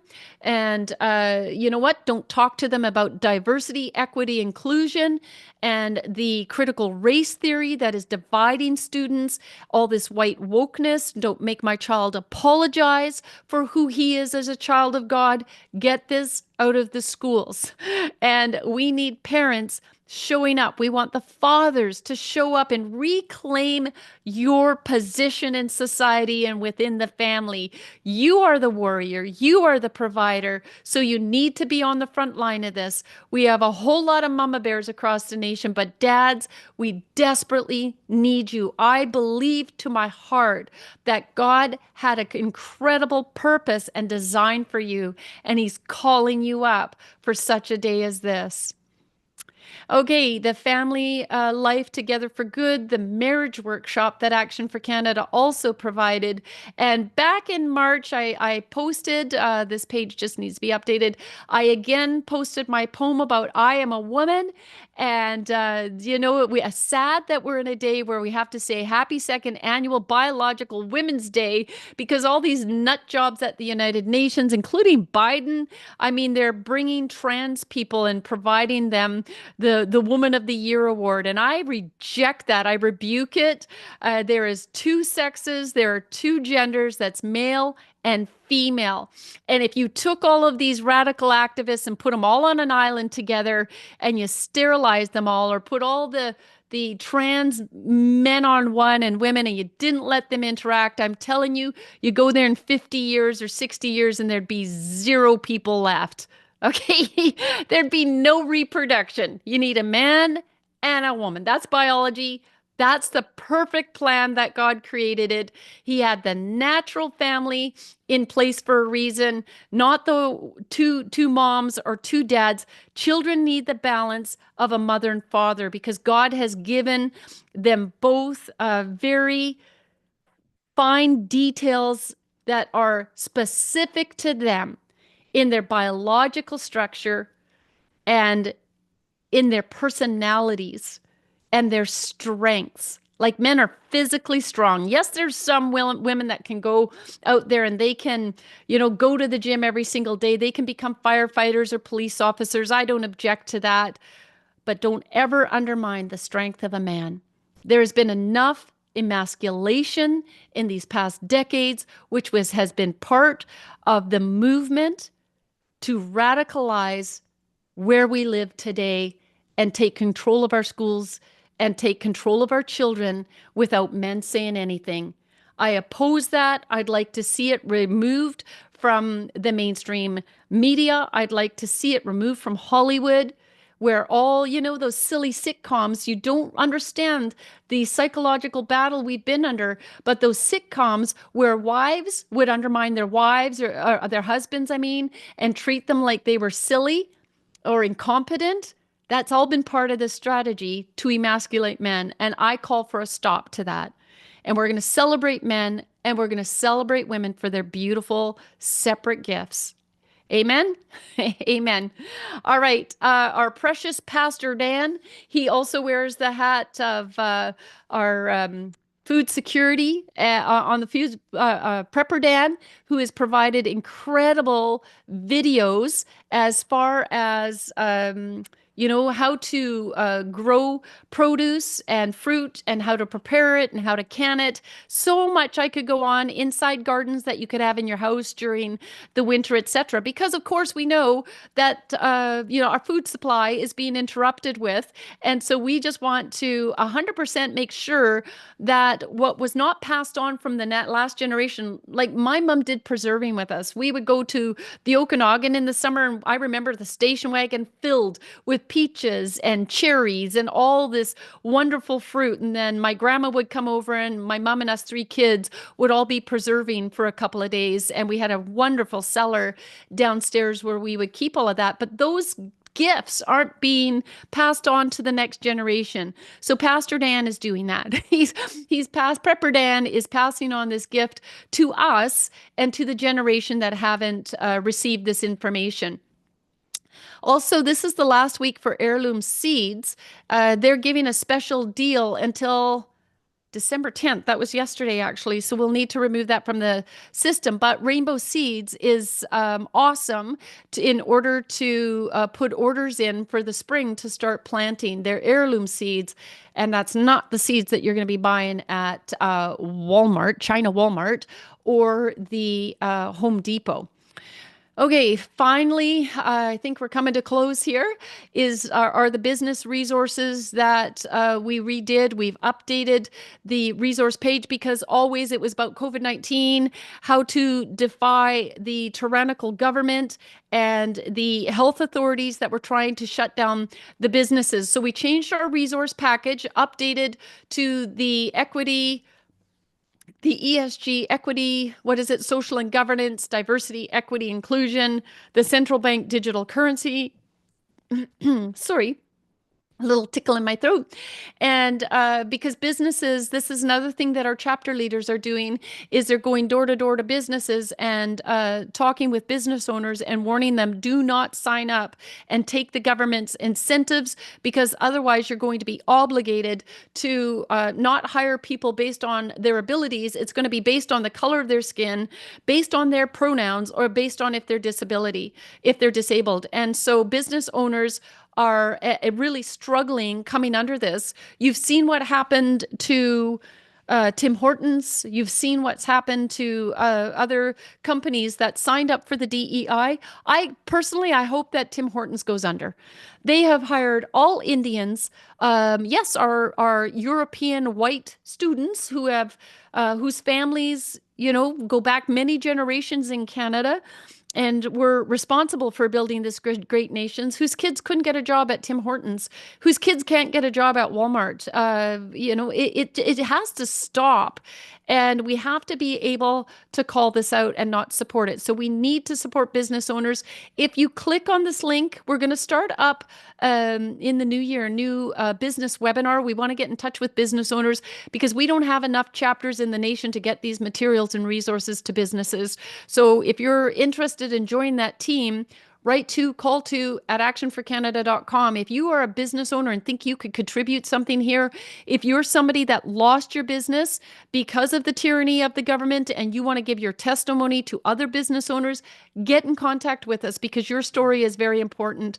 You'll come to this page. If you scroll down a little bit, you will find the business letter that we are, I should have had that in the right order. You will find the business letter that we are delivering to business owners, warning them about the ESG and the government incentives, with a postcard that explains, just in a nutshell, about the different things like 15-minute cities, corporate equality index. All of this affects the bottom line. That's the back of the postcard, which comes to our business page when they go on that QR code, as well as a poster they can hang in there. Business, use cash, not credit, support businesses, not banks. And CBDCs are failing. This is not going to protect our information. It's only going to give the government all of the ability and control to not only control the businesses, and if they don't comply, they can shut them down. If they don't comply with climate change projections, they can shut them down, and they can definitely are going to shut down banks and personally for individuals, like they did to the emo mayor. I'll be telling you about that in the weekly news update, where the emo mayor had his bank account garnished to $5,000. Shocking, right? Not really, considering the government that is ruling the day right now, but on their way out. The last, in closing, we've talked about is personal finances. We've brought on specialists. This is a new page, so I'll be updating it more. But great to listen to Steve Merrill, Tanner Naday. Rob Anders had also been on the show previously. I've got to upload those links, and others. And so we just want to give you the most information that we can on what is threatening Canadians regarding their finances right now, how unstable cash is, the proof and evidence of that. And Steve actually owns a business where he works with precious metals, and he's giving Action for Canada the most amazing opportunity that if our members get in touch with him and buy their silver and gold from him, he gives you a 1 ounce pure silver bullet, the best price that you can find anywhere else. But with a order of $5,000 or more, he is giving a percentage and a contribution to Action for Canada. And I'm so appreciative of that. Even if you refer somebody and your neighbor or someone ends up ordering $5,000 or more, Steve will also give you a silver bullet under those circumstances as well. So help support Action for Canada by making your purchases through Steve Merrill. We really appreciate it. So in closing again, I hope that this has been very encouraging to you when you see the effect that Action for Canada is having, the success, the work that we're pumping out and putting forward, and the extent of it. Like I said, I when I was making this action, I went finally back to the first page that I started with. If you'll remember, it starts here, gives a little collage of some of the work that we're doing. But now I've just gone through the process, and within 6 minutes, you can share this with others. If you know businesses who would be willing to support Action for Canada, please reach out to them. Please say this organization is doing work unlike any other in the country, and we need your support. Our legal action is commencing. The one thing I didn't mention back in February, I've mentioned it previously, but as far as protecting our borders, we stopped the Israeli government when we had a very good conversation with them that if they permitted Palestinians to come to Canada, then it is really going to threaten our security, but as well, who would they have left as allies? And so they were very agreeable to that. And so knowing the high rate of risk, we are not supportive of war. We feel horrible for anyone that's being harmed, but there are Islamic nations surrounding Israel where these people are better suited. And when they did polls within the Islamic population, they did their own polls, and the support for the attack against Israel, for the massacre against innocent unarmed citizens, children, babies, women, etc., was somewhere in the 80, I believe it was 87% range. How can you bring those people to Canada? And the ones that Trudeau is sneaking in through back doors, because they are not coming directly from Israel, I guarantee you that. The ones that are coming in through the back doors, Trudeau is making some nefarious deals with. What the government is doing is treason, and Trudeau will pay a high price for this one day, along with Mark Miller, the Minister of Immigration. So anyways, again, thank you so much for your support. I appreciate it. The team thanks you. We just want to wish you a very Merry Christmas and a Happy New Year.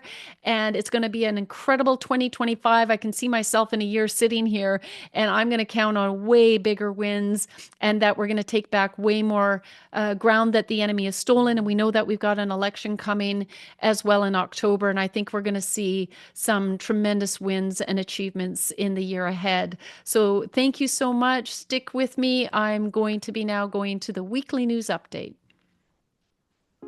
Hi, this is Action for Canada's Prepper Dan to let you know that we have partnered up with Rainbow Seeds once again to offer you incredible deals this fall, which is the best time of year to order your garden and flower seeds.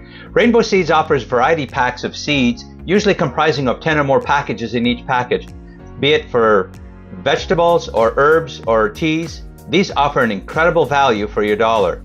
Now, if tomatoes is your thing, Rainbow Seeds offers 43 different varieties. Beans, 34 different varieties. If carrots is your thing, they offer 14 different varieties, 16 of corn.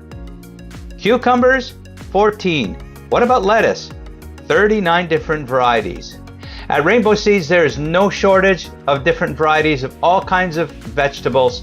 They even offer fruit. All Rainbow Seeds are non-GMO, guaranteed to sprout within 60 days upon delivery, and they carry many heirloom varieties. Not sure what to get for the avid gardener in your home or your family? Gift certificates are available in the amounts of $10, $25, or $50. But that's not all. Free shipping is available on all orders over $50 anywhere in the USA or Canada. But there's more. Enter the code ACTION20 in the coupon box at checkout and get 20% off your total order. What a deal!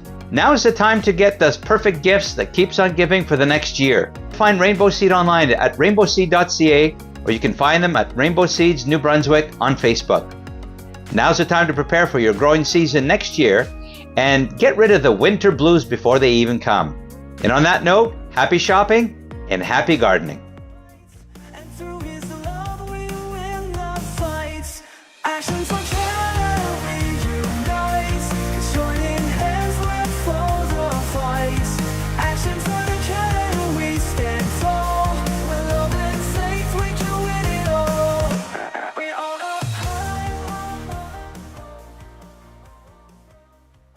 Hello, everyone, and welcome. Thank you for joining me. This is the weekly news update, December 11th, 2024, 2 weeks till Christmas. I'm Tanya Gaw. I'm the founder of Action for Canada, and I've got a really good lineup tonight of news reports.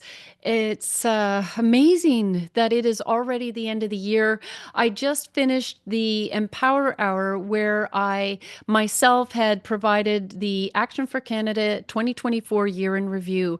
That video will be available in the description, and I really want to encourage you to watch it, and then please share it. Please, in all of our videos, give us a thumbs up.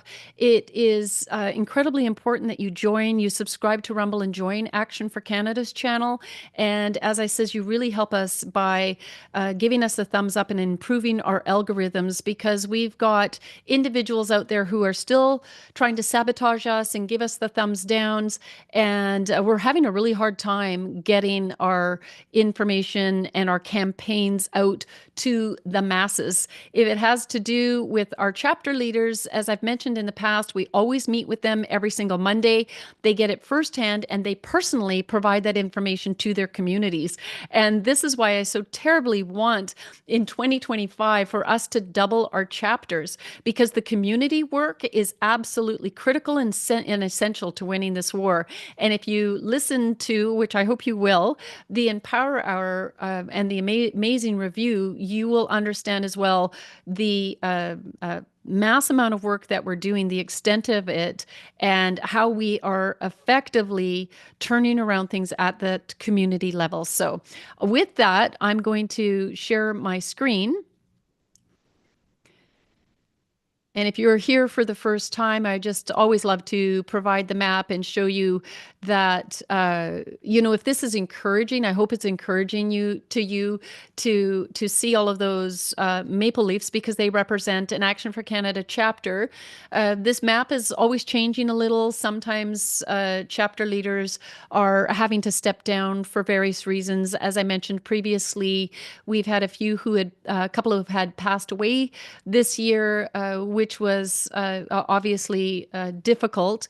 And so we look forward to individuals within those communities also stepping up. So please consider in the new year putting in a request to have one of our people call you and reach out if you're considering being a chapter leader. You just need to join. Click on the A4C chapters right here. It'll bring you to this page, and then you can just review. And then right here, if you want to connect with a local chapter, you do it here. But if you want to see what's involved in being a chapter leader, you can just click on the information in this area. And then when you apply, it doesn't mean that you're committed to be a chapter leader. Just one of our team members will reach out to you, answer any of your questions, and see if you would be a good fit. And you have tons of support coming not only from the national team, but we've got provincial leaders to support you. And our chapter leaders also help one another and also work together. So it's not something where you would join and you're all alone. All right, this is just a look at the weekly news update. This was a collage that we created. This was the page that went out this week, just an overview of all the incredible work that Action for Canada has done this year. And a big, huge thank you to all of our donors, to everybody that has supported us through prayer, to everyone that has actually gotten out there and done the calls to action and really committed in their communities to show up at the school board meetings and the city council meetings and wherever else that your presence was needed to support individuals. Like the emo mayor, which I'll be reporting on. I'll be giving a little bit of an update.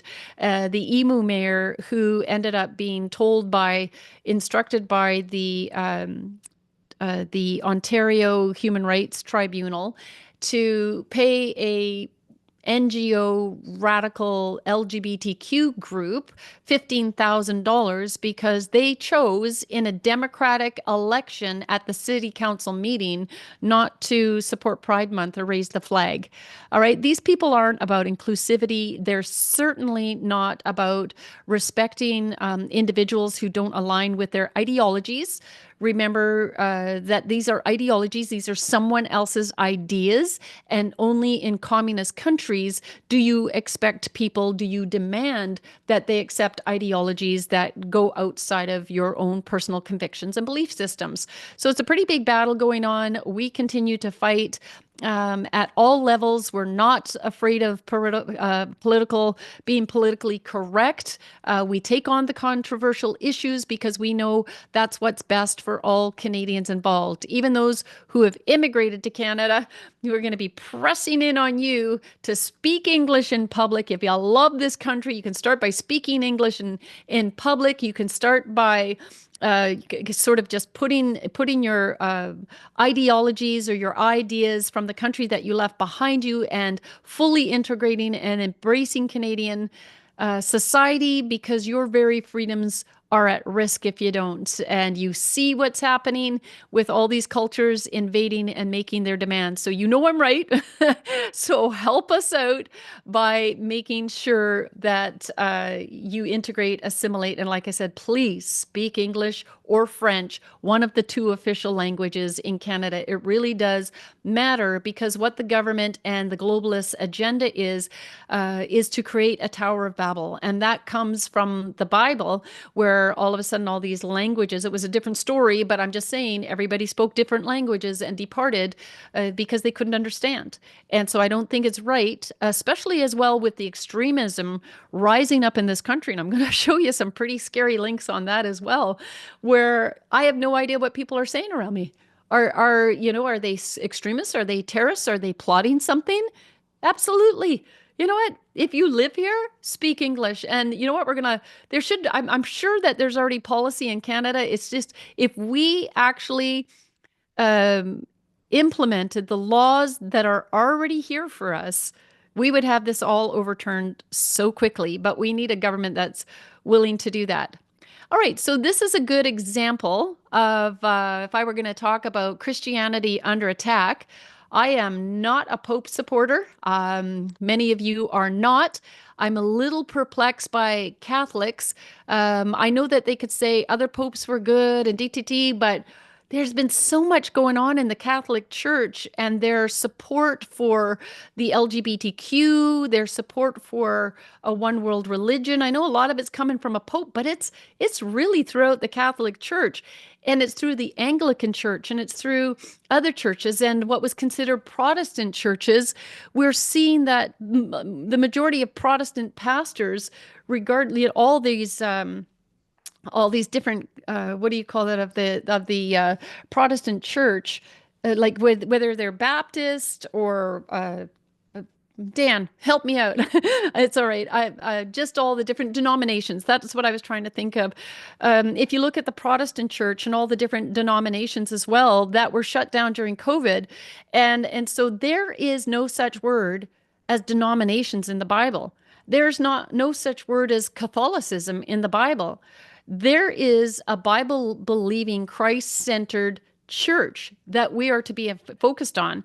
And I believe that God is cleaning out the church, and that where man has stepped in, such as in the Catholic Church, God is exposing that man's design and him inserting himself and creating his policies that do not align with biblical principles has caused damage to the Catholic Church.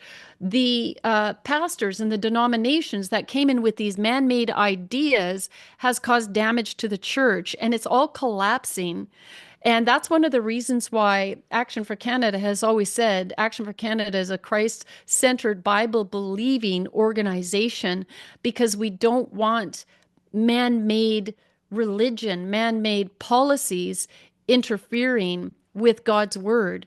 So that's where we're uncompromising. If God's word says you shall have no other gods before me, and you shall not make for yourself idols, and it also says that God's a jealous God, then by gum, we need to tear down all false idols in this nation and all false gods. We should have never opened the door to multiculturalism.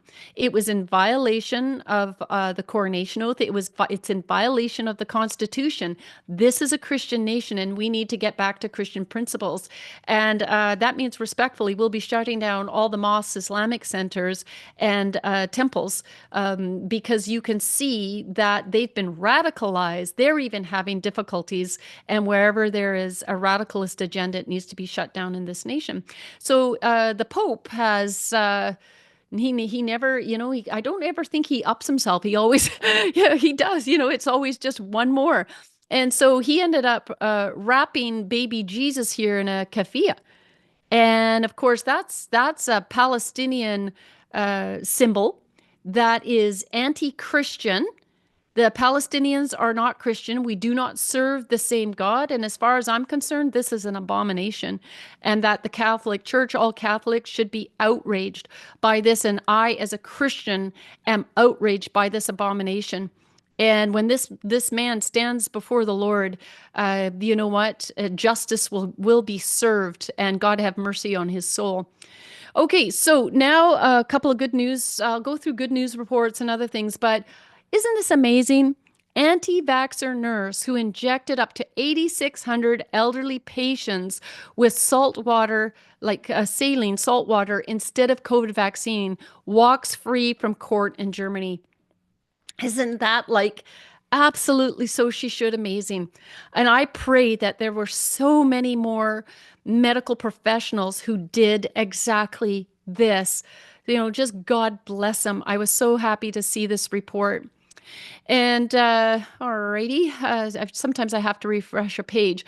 The reason I'm bringing this up as well, again, this is amazing. Florida lawsuit seeks injunction to prohibit mRNA nanoparticle injections because they are bioweapons.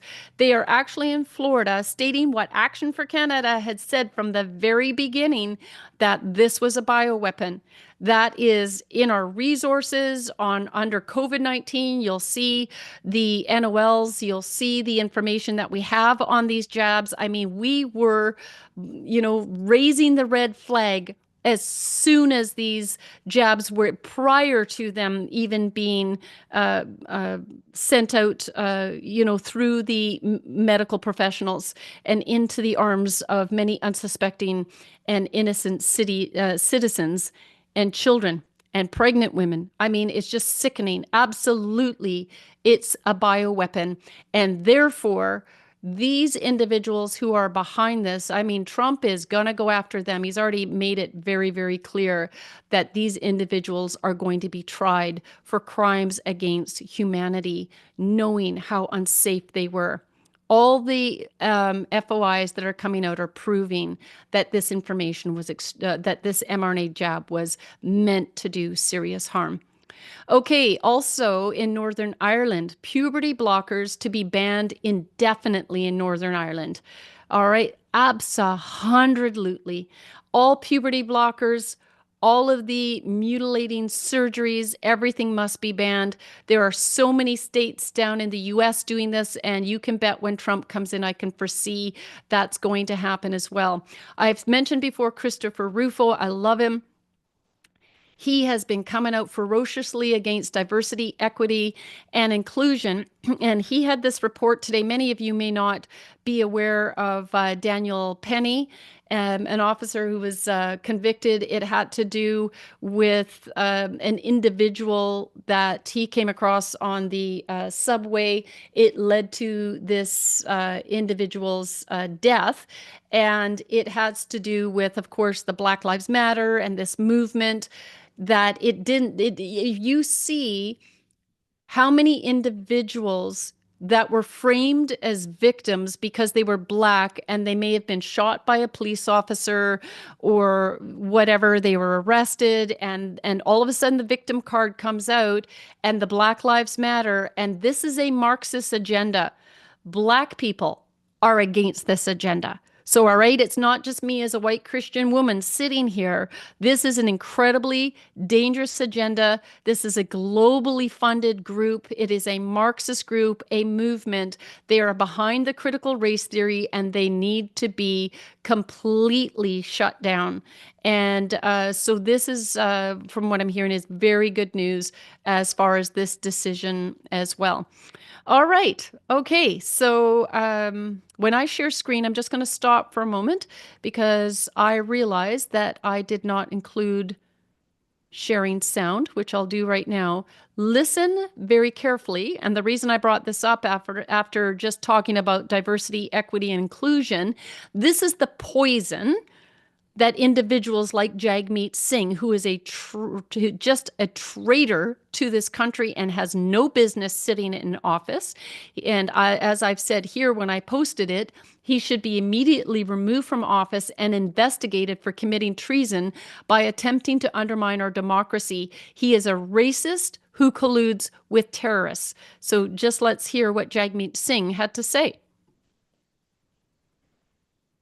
To be really blunt, I've seen a lot of older white men fail upwards again and again. And that is just going to continue unless we actually try to change things. So I fundamentally believe if you don't change things, you're going to have the same system. And the same system is going to benefit those that were already in power. So you have to fundamentally be So really just here blunt. again. I've seen a lot of older white men fail upwards again and again. Okay, I've seen a lot of old white men fail upwards. Yeah, Jagmeet Singh, tell me how India and Pakistan and your favorite homeland is coming. Oh, that's right. You don't have a homeland. You were actually born in Canada because your parents immigrated here. And you immigrated to a country that white European men developed. And we have always been very economically sound and free. And this was a good nation until individuals like yourself decided to get in government and destroy it. The Khalistani Sikhs aren't succeeding anywhere. And the Sikhism, when you go to Pakistan, there's constantly terrorism, violence, rapes en masse. So yeah, Jagmeet Singh, you're somebody to preach to Canadians about white privilege and all the wrong that these white men have done. And you know what? Always throughout history, even in Canada, we had prisons for a reason. White men commit crimes. But I'm telling you that when we cared enough to have Christians in government, regardless of the color of your skin, this country was doing very, very well without you. Thanks so much. You need to step down and you need to turn yourself in. You have been surrounded by Khalistani Sikhs. You have infiltrated our government, and you, sir, need to be investigated and removed. All right, so then we go into this headline that says, days after worst ever election loss, longtime Nova Scotia Liberals say it's time to rebuild. And it just kind of kills me because I went down here. Reagan urged party members not to waste time licking your wounds and instead to work on a way to build the party from the 2 ridings it still controls. 2 ridings in all of Nova Scotia. She's missing the point. The Liberals' days are done. You're over. There is no way to rebuild this party. All right? You are woke. You are terrorists. You are destroying this nation single-handedly under the Liberal government. You have kept a terrorist as the leader of your party. And as far as I'm concerned, every Liberal leader should be investigated, tried for crimes against humanity, and for treason. Now, this next article, the headline is Trump calls Trudeau governor of the great state of Canada in latest social media jab. We know that Trudeau was recorded when Trump was president last time, and he was trying to have, underhandedly making slur statements about Trump, like as if Trudeau is the big man. Look he doesn't even sit up straight like a man. He is no match for Trump. And so, you know what? Trump has a very good memory. So they had a meeting, and for good fun, you know how Trump is. He's sarcastic, and he put a blast out there on social media that he calls Trudeau Governor Trudeau now. I just think it's funny. Do I think we should be the next state? No, I don't. I love Canada. We need to restore Canada. We're a beautiful country, and we're going to get things under control. But Trudeau has zero respect from any kind of legitimate leader because those leaders see that he's destroyed our military, our police, he's destroyed this nation, and that he's a woke individual. So let's not be that kind of country in Canada. Let's be deliberate. This is what Trudeau is, his response is. So the reason I was bringing this up is because Trudeau thinks now that he's going to fight fire with fire and now hit the USA with tariffs. Like, he should be just apologizing, and what he should be doing is securing our border. That's what Trump wants. He wants our border secure and stop sending drugs. And of course, his commitment is the same to his southern border and the same announcement he's made with the Mexican government. So Trudeau comes back now, and he says, let's not be that kind of country in Canada. Let's be deliberate about the choices we make if we want to stop fighting climate change, if we want to re-legalize assault-style weapons, if we want to put back into question women's rights. And the rhetoric that comes from out of his mouth, nothing ever makes sense. Because here we are, and this is just a news report from last week. Liberal government adds hundreds of firearm models to list of banned weapons. I don't think Trudeau is hearing the message from Canadians. We are not giving up our guns, no matter what policy you put in place. Canadians have 100% right to bear firearms. We have a right to protect our families. And I'm going to show you, he's trying to disarm us while this is what's happening in our country. Illegal firearms found during traffic stop, 4 men arrested. For the majority, does that look like Canadians? Do these look like the white Europeans that built this nation? Or does this look like a group that are self-victimizing right now when we speak out and saying we're being invaded by people who are not coming here through legal means and not willing to swear on a Bible that they're going to uphold our Constitution and our Charter of Rights and Freedoms and integrate and assimilate? Those are the kind of individuals that Trudeau is bringing into Canada and then saying, oh, by the way, we're going to take away your guns, just like they did in Venezuela. Just you do see what's going on in Britain right now. They have no firearms. They can't defend themselves against Muslims who are out there in the streets with machetes. Another news report, December 10th, 17 arrested in year-long Project Skyfall investigation into home invasions, armed robberies in the Greater Toronto Area.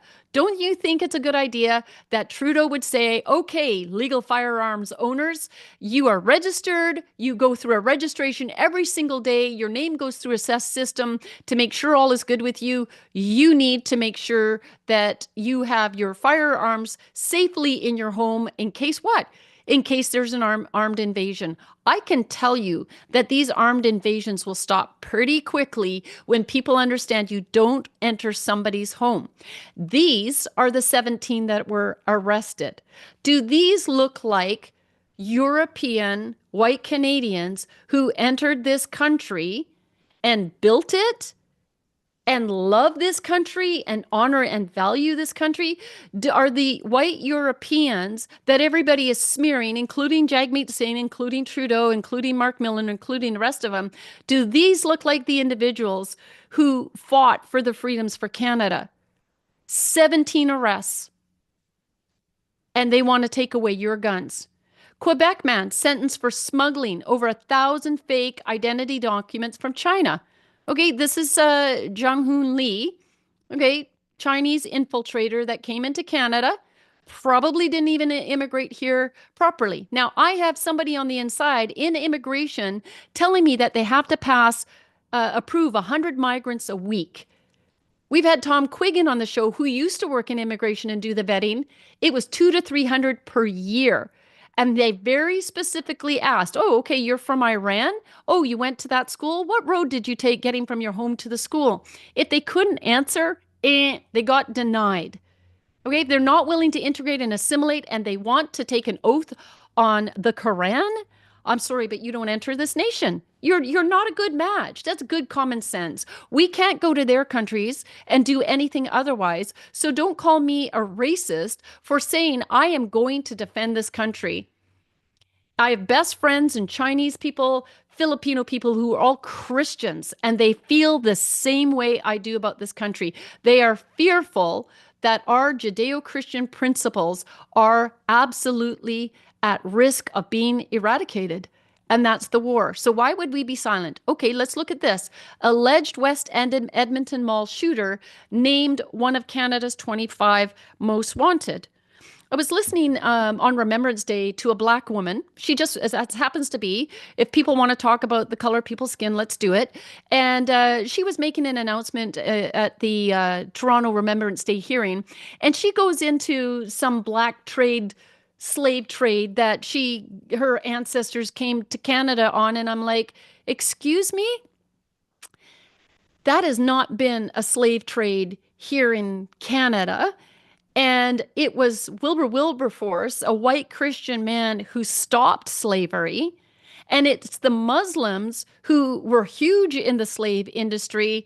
And why in 2024 is a Black woman standing in Toronto talking about white colonialism and then talking about slave trade? in 2024. Do you see what's happening here? It's enough of the victimhood.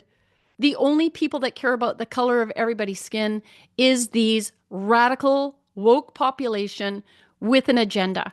And we are definitely going to be calling this out. Enough of it. Christians don't care about the color of each other's skin.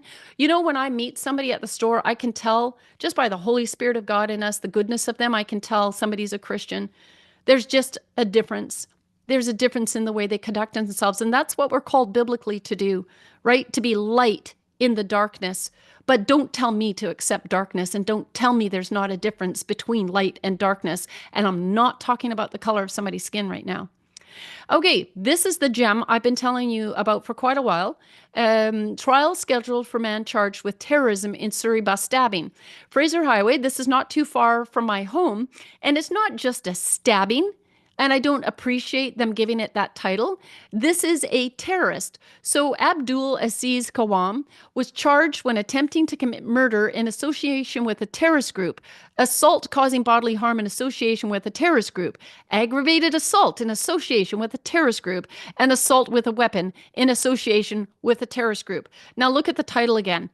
Okay, scheduled for man charged with terrorism. Well, it does say terrorism in Surrey bus stabbing, but the extent of it, okay, he yelled Allah Akbar and slit the guy's throat. Okay, why are these people in Canada? We have a right to call this out. Now, let's hear what Trump has to say. This is incredible what he has to say about the, well, I'll just play it. There can be no coexistence with this violence. There can be no tolerating it, no accepting it, no excusing it, and no ignoring it. Every time a terrorist murders an innocent person and falsely invokes the name of God, it should be an insult to every person of faith. Terrorists do not worship God. They worship death. If we do not act against this organized terror, then we know what will happen. Terrorism's devastation of life will continue to spread if we do not stand in uniform condemnation of this killing. Then not only will we be judged by our people, but we will be judged by God. Okay, so it has to be recognized that these individuals, nowhere in the world does Islam live at peace with anybody. And we just got to come out and say it. If people are offended by this, it's not our problem. You've come to Canada. This is a Christian nation. Your ideologies do not align with Canadian ideologies and will not be forced to accept them any longer. This is coming to an end. And I'm praying that Trump is going to have a huge impact, because we're at risk with the Islamic associations that have been approved by the government to either have charitable status or be a not-for-profit organization, who are tied to extremism. And so this has been going on for many years, and it has been exposed many, many times, but especially the Muslim Association of Canada. And here they are again. And CRA alleges Muslim Association of Canada has radical links. So I'm going to just keep moving along. And the reason I'm bringing this up is because between the US and Canada, all Western nations are facing this. They should have never allowed Islam one minuscule of an opportunity or a right to set up a mosque, an Islamic center, anything, or an organization to be approved in this nation. And you will see, as you become more educated on this, that every single one of these organizations, the majority of them anyways, have funding from overseas. They fund terrorism, and it's radical and out of control as soon as the Muslim population gets to a certain percent. I'm just going to play a few minutes of this video. You will hear about CAIR, C-A-I-R, in the United States, and I believe it's the NCCM in Canada that is an arm of CAIR in the United States. There's this, once a name ends up being tied to some sort of terrorism, they end up coming in under a different name, and then after a while somebody discovers that there's a tie to the original organization that was tied to terrorism, and it's a never-ending cycle of always dealing with terrorism funding, radicalism. It needs to be eradicated from Western nations. What they want to do in the Middle East, fill your boots, but we need to fight for and protect Canada. That's where our interest lies. So we'll just listen to a few minutes of what's happening in the United States. Bridget Gabriel will be speaking, who is an authority on this, of course, because she came through from Lebanon, which she was born and raised pre-regime, coming into Lebanon and taking over where she lived for 7 years. In a bomb shelter. So she understands all of the players. I'll be playing a couple of videos from her tonight. On American Islamic relations, and we're definitely not alone in questioning the group's legitimacy and its ties to Hamas. Now, CARE will now have to open its financial books after a former employee accused them of being funded by a foreign government, foreign governments, and terrorists. Judge David Schultz ruled last week that CARE's donors are permissible discovery in former chapter leader Lori Soroya's defamation lawsuit. Now, Soraya filed that complaint earlier this year after CARE dropped its own defamation lawsuit against her for allegedly implying CARE took money from terrorist organizations. Now, Soraya's lawyer called the ruling the mother of all legal boomerangs, referring to how the defamation lawsuit backfired on CARE itself. Now, for more on this, I want to bring in and welcome to our show Brigitte Gabriel. She's a national security analyst, NYT bestselling author, and the chairman of actforamerica.org. Her latest book, you see there, Rise, in Defense of Judeo-Christian Values and Freedoms. Brigitte, as always, good to see you. Thank you so much for being here. I saw this article come down and I was like, I have to talk to Brigitte about this. What do you make of this development in this, latest lawsuit against CARE? So the group reportedly dropped its own lawsuit against the former employee. This was in 2022 because they didn't want to reveal the names of the donors. But now they're going to have to open their financials in her defamation lawsuit against them. Karma is so sweet. And thank you for reaching out to me. I have been fighting CARE and my organization, Act for America, actforamerica.org. We've been trying to blow the whistle on CARE for the last 20 years and no one would listen.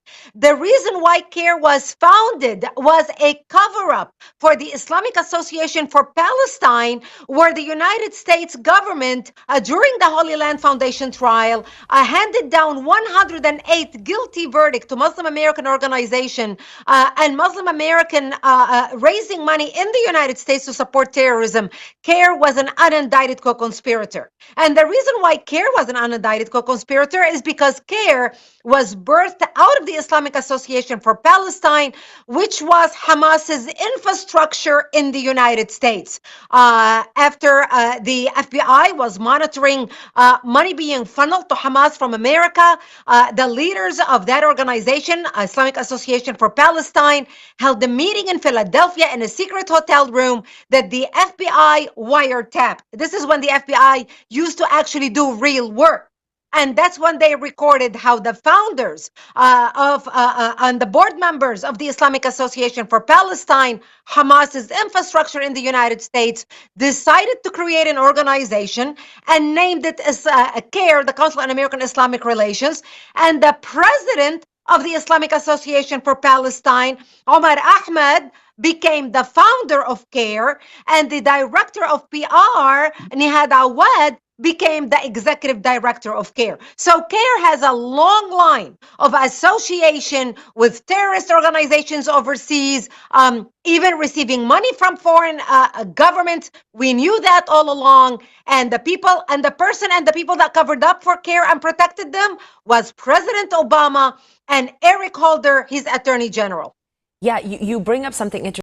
So I just wanted you to hear how within Canada and the United States, it's no different. The Islamists have these arms. It's like this web of extremism and one organization pulling from the other, whether it's the Iranian Revolutionary Guard here in Canada or ties to the Muslim Brotherhood, Hezbollah, Hamas. It doesn't matter which Islamic group it is, there are always ties to extremism. And this is very concerning as Justin Trudeau has opened the doors very wide. I'm reporting on this every single week. We have, information on Islamic Center and Education Center who are tied to the IRGC, who have received funding right here in Canada, right presently today. ISIS cells that are in Calgary and Edmonton, and the government and the police know about this, and they're monitoring them instead of shutting them down. We need a serious leader running this government who is going to shut down these organizations, deport any of these individuals, the imams running these mosques. A lot of Muslims don't even want to or don't take the time to go to the mosques because they as well have said that they are terrorist cells. Why are we putting up with this in our country? And as the population grows, this problem is going to become irreversible. And I am so grateful for Bridget Gabriel and the way she can articulate and name names and put all of these different groups together, because we need people like this. An individual in Canada who can do that is Tom Quiggin. He's a former terrorism expert who's still an expert, and Trudeau should be having him as an advisor. But instead, Trudeau is aligning with the terrorists and destroying this nation, putting all of our lives and well-being at risk while telling us to give up our guns. It just makes no sense at all. So again, under current issues, look up Radical Islam here. You'll see the reports that I wrote. This I wrote back in 2018, launched it in 2019, and it actually goes through the explanatory memorandum that was used in the lawsuit down in the States that she was referring to with the co-conspirators, where CARE was named as one of those. It's a remarkable document. It will give you a real eye-opener to where we are at in Canada. Okay, so I'm just now taking this shift to finances. When Trudeau was, talking and the Nova Scotia election resulted in this massive worst loss ever for the Liberal Party. It's like, get used to it. All right, we got to work hard in all those ridings. But, they're like, oh, we got to rebuild the party. Well, how do Canadians feel? I came across this just by chance the other day, and this individual has put some incredible information on here. It says the Canadian federal government doles out $102 billion per year, a quarter of the total budget, in an opaque slush fund titled Other Transfer Payments. Let that sink in. $102 billion. This money is tax-free, and only one list exists online, and it's hard to find. So then when I started to go down, they have done all of this research on the information that's on the website, and other individuals were then getting involved. I won't go into it all now. I would encourage you yourself to look it up. But I mean, this is so criminal. Canadians can hardly put food on the table. We're paying for this mass immigration. Migrants are here, are fake refugees, and they're getting paid more than our elderly who can barely make ends meet. Our own, white privileged Canadians are living on the street or in campers. We've got young people who have babies and can only live in a one-bedroom suite for nearly $1,800 a month. Yeah, you tell me about how the Liberal government thinks they're going to rebuild that party. It needs to be annihilated. These are criminals. They belong in jail. This was an interesting post. This is back from 2020, so you can imagine that the number is higher now. But religion and its services contribute $67.5 billion to the Canadian economy. And yet Trudeau is persecuting Christians across this nation. Do you understand? I was talking about the church earlier and how the church is being cleaned up from these fake pastors standing in the pulpit and not actually preaching the gospel and the word of God, because if he was, they'd be saying, you have an obligation to vote, and we should be raising up elected officials from within our church. And if they lose their charitable status, so be it. Because nowhere in the Bible does it say that churches should receive charitable status, because that's just another control arm of the government. So do you see the cleaning up here? But 67.5 billion means that Canadians could overturn any election and get even somebody like Maxime Bernier in or Rod Taylor from the Christian Heritage Party if we work together in an organized fashion to make this happen. We have buying power, my friends. We have buying power and we got to use it. So it's amazing. So here, 3.5 billion in Liberals' COVID business loans went to ineligible recipients. The Auditor General has just found out. Okay, the program doled out 49.1 billion in loans to nearly 900,000 small businesses. 3.5 billion in Liberal business loans went to ineligible recipients. And who knows if we'll ever see that money again. Were they really ineligible? Or were these real names? And once they really dig into this, will they find out that it was just friends of the Liberal Party or maybe Jagmeet Singh? You know, Trudeau and Jagmeet seem to have this love-hate relationship, but they're frenemies and they're going to work together to destroy Canada, and they both belong in jail. So, Liberal Party and Liberal MP that lost in Nova Scotia, no, you can't rebuild that party, and Canadians need to see this information to make sure it's a good reminder that even if they replace Justin Trudeau strategically before the next election, they are globalists. They have an agenda. Don't be fooled by them. If you're an old school Liberal, that party is done. It's gone, never to be retrieved, not in 2025. So don't be fooled by it. Liberal MPs suggest party will drop Elections Canada Act amendment changing election date. Now, the reason I brought this up, I've reported on this before, is because I searched all over and I couldn't find if there was a decision, but Canadian taxpayers alluded in some report somebody sent me that they had now reneged and they pulled back and said, no, we're not going to move forward with the amendment. They wanted to postpone the election by a week so something like 34 or 40 MPs could get their pension. And because they know a lot of the Liberals are going to lose their seats, and NDP, they should all lose their seats, except for where there's mass immigration of foreigners, and then maybe some of these people will have a hope. But that's why we need these immigrants to understand, you know what? If you love Canada, don't vote for those people. Don't vote for the Liberal Party. Okay, so they're understanding that Canadians aren't happy with them. This is a real interesting one that I learned as well. The Canadian government, the Liberal government, is creating a memorial to the victims of communism. Canada, a land of refuge. Let that one sink in again. Like these are moments where I'm going through research and stuff where it's not funny, but I burst out laughing in that you're unbelievable kind of way. So a land of refugee will recognize Canada's international role as a place of refuge. Sorry, I meant to say refuge for people fleeing injustice and persecution, and honor the millions who suffered under communist regimes. Well, what do you call what Justin Trudeau is doing? He's driven us into the bottom of the G7. The debt is, over $1 trillion. I mean, lies, pandering, lies, more money being spent by the money tree that doesn't exist, the monopoly money. We'll just call it what it is, monopoly money. And this is why we're really cautioning Canadians that if you have cash, if you can buy some silver, do that. Go through Steve Merrill. You can find it on our homepage to get a hold of him to buy some precious metals, because when this goes down, we want you to have something to be able to buy groceries with and take care of your bills. This is utter nonsense. Weaponizing human rights tribunals. Okay, so I wanted this headline here, but it does say, if adopted, Bill C-63 could unleash a wave of hate speech complaints that persecute and prosecute citizens, businesses, or organizations while stifling online expression.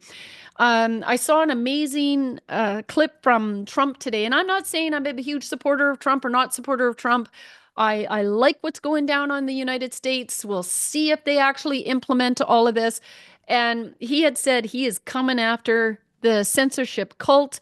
He's going to be cleaning this out. YouTube has apparently had a U-turn, and they're apparently possibly stopping censoring people while Trudeau is trying to full steam ahead with it. And it would mean somebody like myself who has reported on radical sex activists, drag queens who shouldn't be around children, the radical extremists who are coming into Canada. They can apparently go backwards on this and retrace my steps and charge me with something that I said a year ago. Where in history in Canada would you ever hear about something like that happening? It's ludicrous. I have the freedom of speech. I have the freedom to do everything that I've reported on. And it is essential to our freedoms in this country. We will continue to fight for that, and we will refuse it. Even if the radical Liberal government tries to pass this along with traitor Jagmeet Singh before the next election. And the reason we have, I talked last week, you might have been hearing about the town of Emo, yeah, it's called Emo in Ontario, where the mayor and city council had a vote and it was 3-2 not to celebrate Pride Month or put a flag up. As it turns out, they didn't even have a flagpole to put the flag up, but it didn't stop the local radical, nasty LGBTQ group from taking the township and filing a complaint before the Human Rights Tribunal of Ontario. That has resulted in the tribunal. So statement on McQuaker's refusal. So I've got this a little bit backwards here, but that resulted in the mayor and the township being ordered to pay $15,000 to the Pride group. And I'm just looking, I got to make sure that I was looking for, I know that I have it right here. Let me just go to another page. I know the name of the Pride organization because I was doing a special call to action on that last night and I'm not seeing it at a glance. That's okay. I will find it because I want to bring it to people's awareness.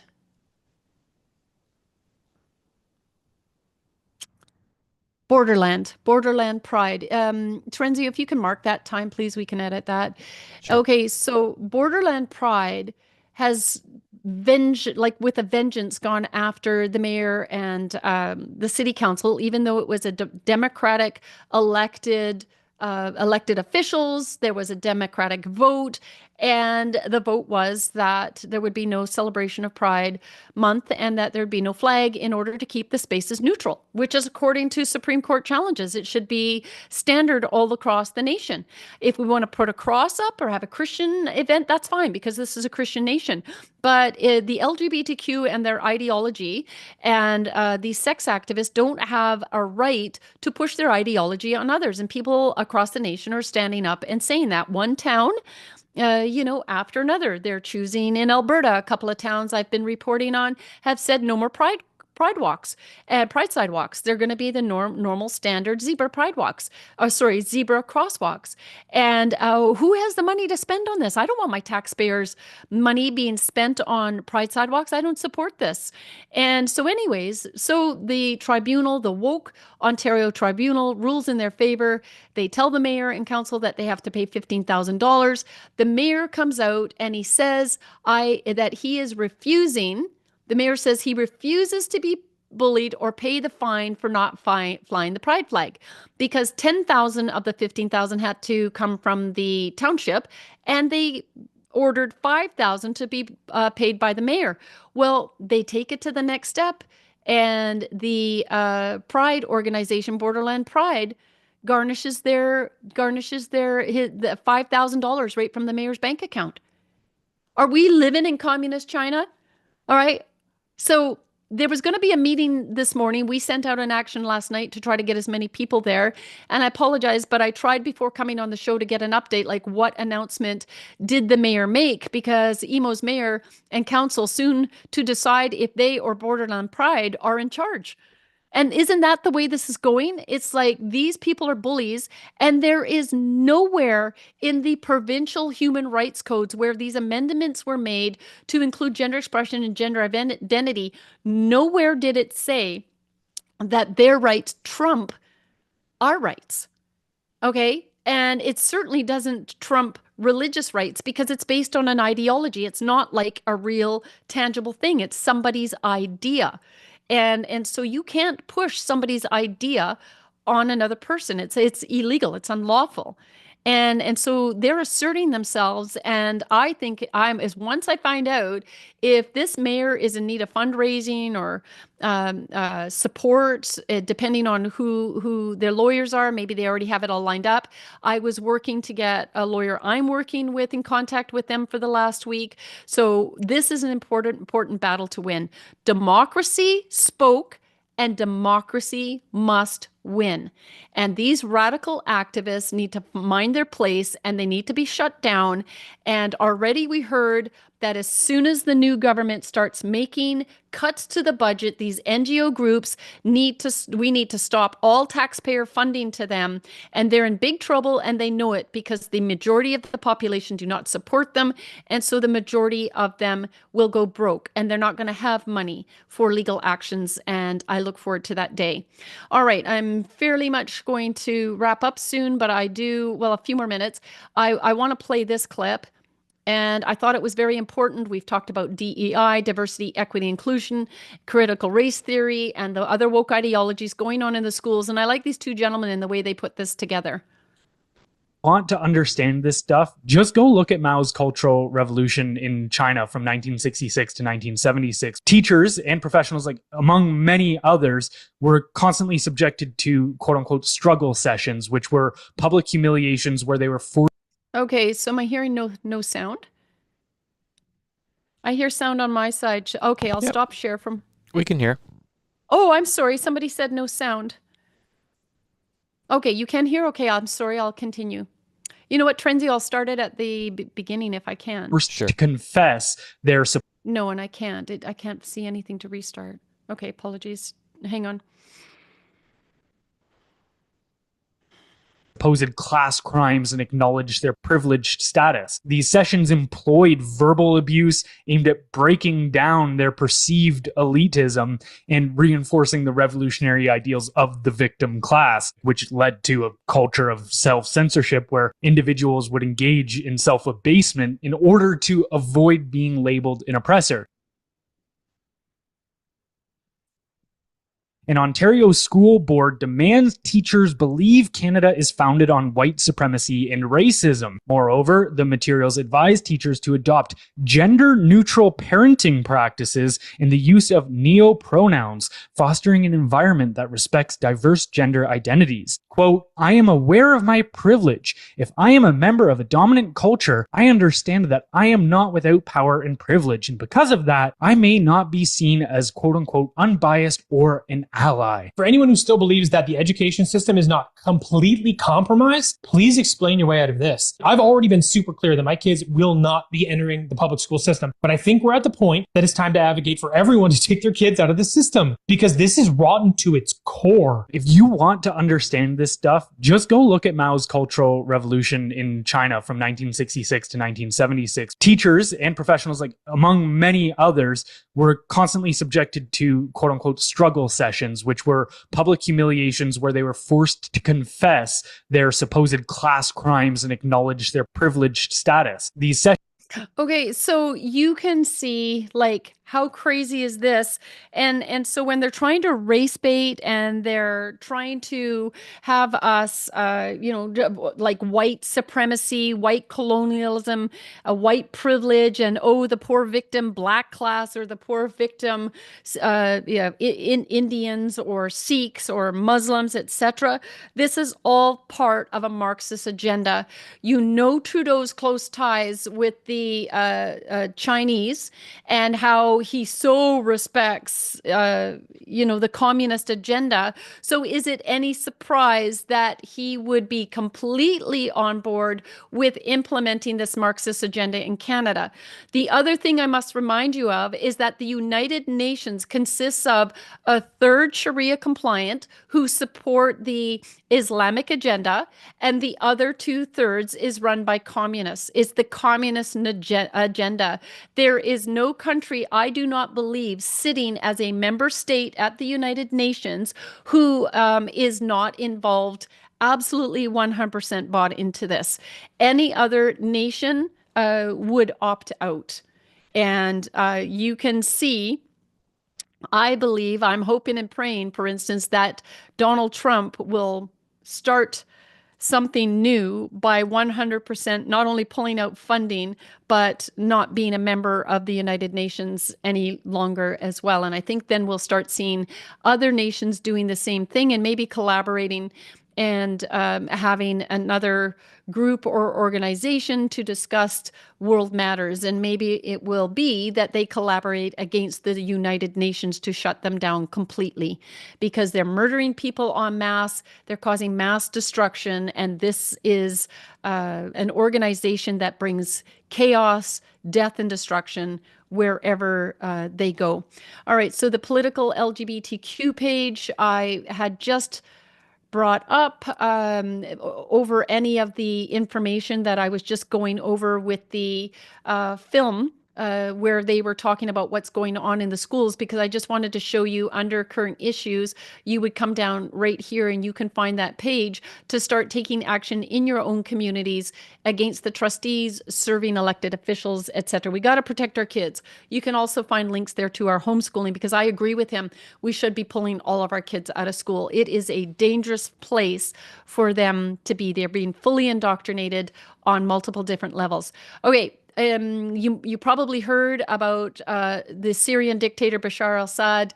He has received refuge in Russia, but he's been replaced by a terrorist. At first I thought, yay, Syria and all these innocent, people that are living there will finally have their lives back. There was a lot of celebrating in the streets. Then I contacted Majed right away, and he said, no, Tanya, the actual individual coming in is also a terrorist. He's been designated terrorist by the United States and other countries. And so we're going to have to really see what's taking place there. And again, because we hear these things in the mainstream media, we think something good is going on.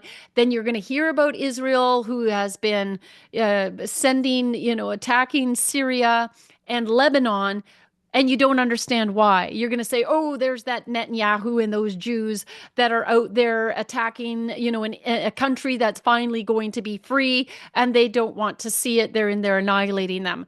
No, not the case as well. I think it's incredibly important for us to understand the story, and no better person than Bridget to do that. So we'll just hear from her briefly. So everyone is excited and hopeful about what happened in Syria over the weekend with the toppling of Assad. But who exactly are these people who toppled him? And who is their leader?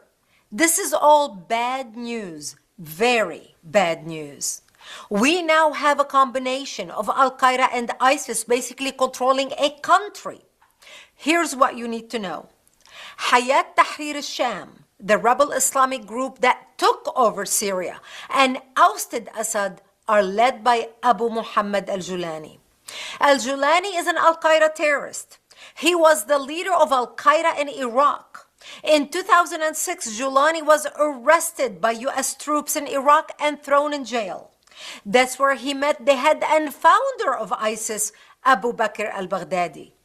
In 2011, al-Baghdadi sent Julani to Syria to start Jabhat al-Nusra.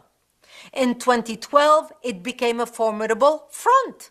In 2013, Baghdadi cut ties with Al-Qaeda and went to Syria to establish the Islamic State of Iraq and al-Sham, what is known as ISIS. ISIS wanted to absorb Julani's group, but he resisted, declaring his allegiance to Al-Qaeda. He did not want a global caliphate like ISIS. He just wanted an Islamic State within Syria. Al-Qaeda didn't do much to help him. So in 2016, he branched out on his own. His organization, Hayat Tahrir al-Sham, had one goal: defeat Assad and topple the Syrian regime. He established within Syria a mini-state controlled by him and under Sharia law in Idlib, a city with about 5 million people. They established a civilian front called the Syrian Salvation Government. They ruled like a state. They had a prime minister and a government department. After the end of ISIS by Trump, Julani tried to change his image as a moderate ruler who supports order. But those who lived under his rule accused him of silencing opposition, targeting journalists and imposing harsh restrictions. He ruled like the Taliban ruled in Afghanistan. He is a dangerous militant jihadi. Julani is not his original name. His original name is Ahmed Hussein al-Shara. He adopted the name Julani because he wanted to show his intentions of what he wants to do, which is liberate al-Sham. Al-Sham is the Islamic name of Syria, which not only includes Syria, but also Lebanon, Jordan, and Israel. Okay, so just even hearing that, do you understand now that the ground that he wants to cover is as well Lebanon and Israel, not just Syria? There is a never ending to these terrorists and the corruption. So I just wanted to bring this to your attention. It's a horrible situation that goes on in Muslim nations, and we're not going to cover it up and say, you know, there's the moderate Muslims, non-Muslims. Bridget is one of those people that recognize, yeah, there's very nice people living in all these nations, but they're not getting it. They are not connecting Islam to the constant onslaught of terrorism and oppression that everybody in every Islamic nation lives under. And so we cannot allow this to come to the West. We will not allow this to come to the West. We have to stop it. I just wanted to show you what's going on in Germany. I'll just turn the volume off. The day that this happened in Syria, this took place in a German market. The Syrians, the Muslims, thousands of them came through the German Christian market and absolutely took it over. Some are saying Germany is done, but there's a small window of opportunity because Germany has finally voted in a new government. Are you a little bit terrified yet of what Islam poses and what their intentions are? I can't express to you enough that you've seen the Palestinians. It's not just Palestinians, it's Syrians, it's Iranians, it's Muslims out on our streets. And this will and is Canada. And I can't raise the red flag enough to tell you, you cannot be silent. And we need to make this one a number one election issue to completely shut down Islam in Canada. There is no other choice. And it is not to offend those lovely moderate Muslim people, because I know some of those people, but they must come to the point to understand we will never be able to know who for sure is, a radical Islamist, because they come in suits. They come quietly as your neighbor until they are high enough in population, then they can do exactly what they're doing now.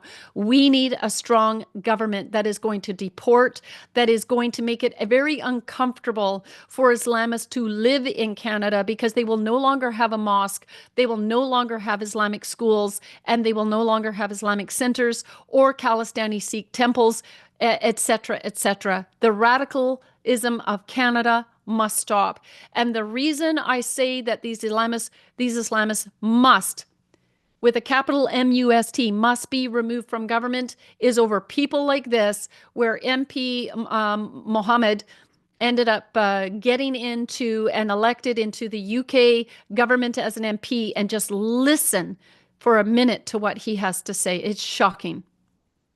This is a highly sensitive issue, and in discussing it, we should try to step into the shoes of those who perhaps are not from the same culture as ours, to better understand why the practice continues to be so widespread.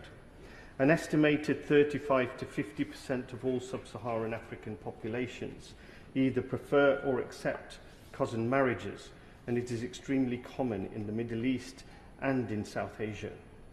The reason the practice is... Just in case you didn't hear it, he said cousin marriages, incest. And when he says our culture, he is an MP in the UK, but you see where his loyalties are.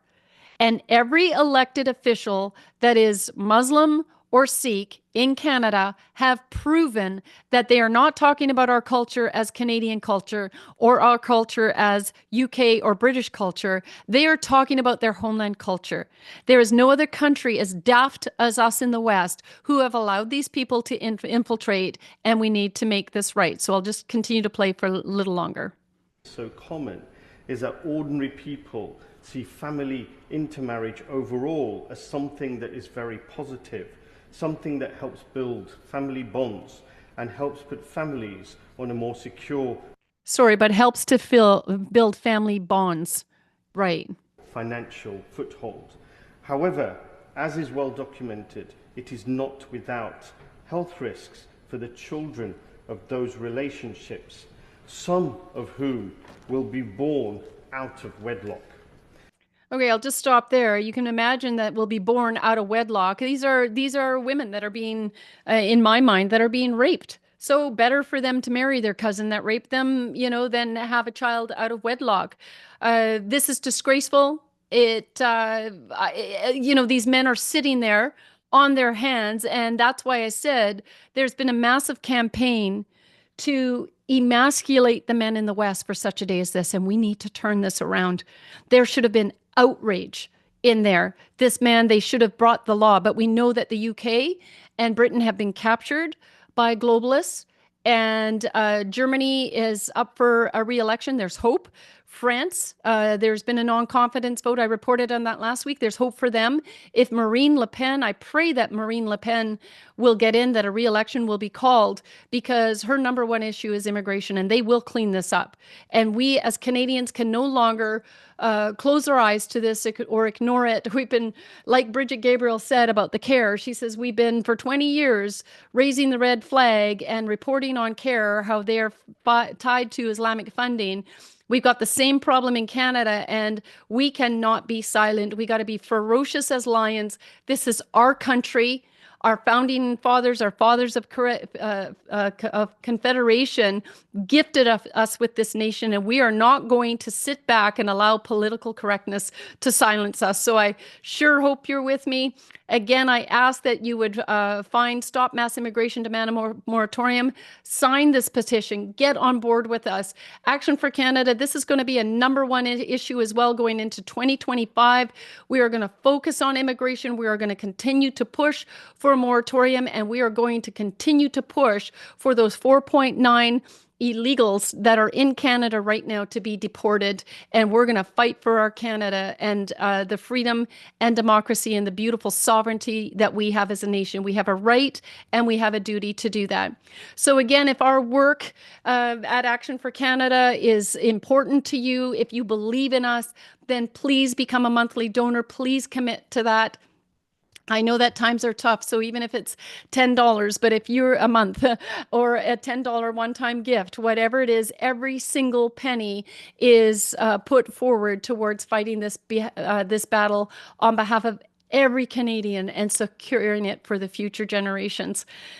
Anyways, thank you so much. I just want to tell you again my gratitude towards all of you for your prayers, your financial supports, your taking action when we put a call to action out, and your involvement in your community.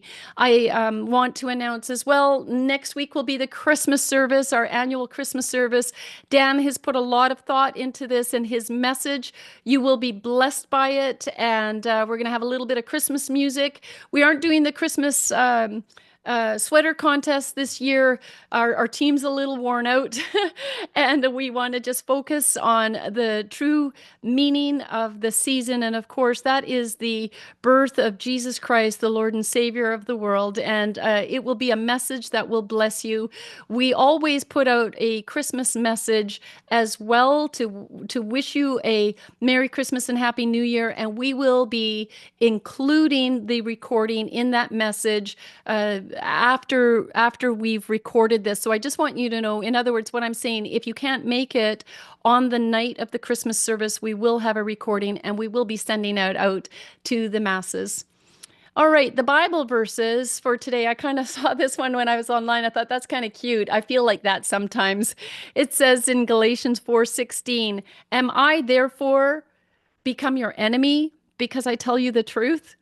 And when you think about that, right, like as Action for Canada has come out on the front line of some of these issues, as I've mentioned, even Christians will come back and give me a hard time because of their lack of knowledge in these areas. And so my prayer is that indeed they will wake up and they will understand that I'm not a troublemaker.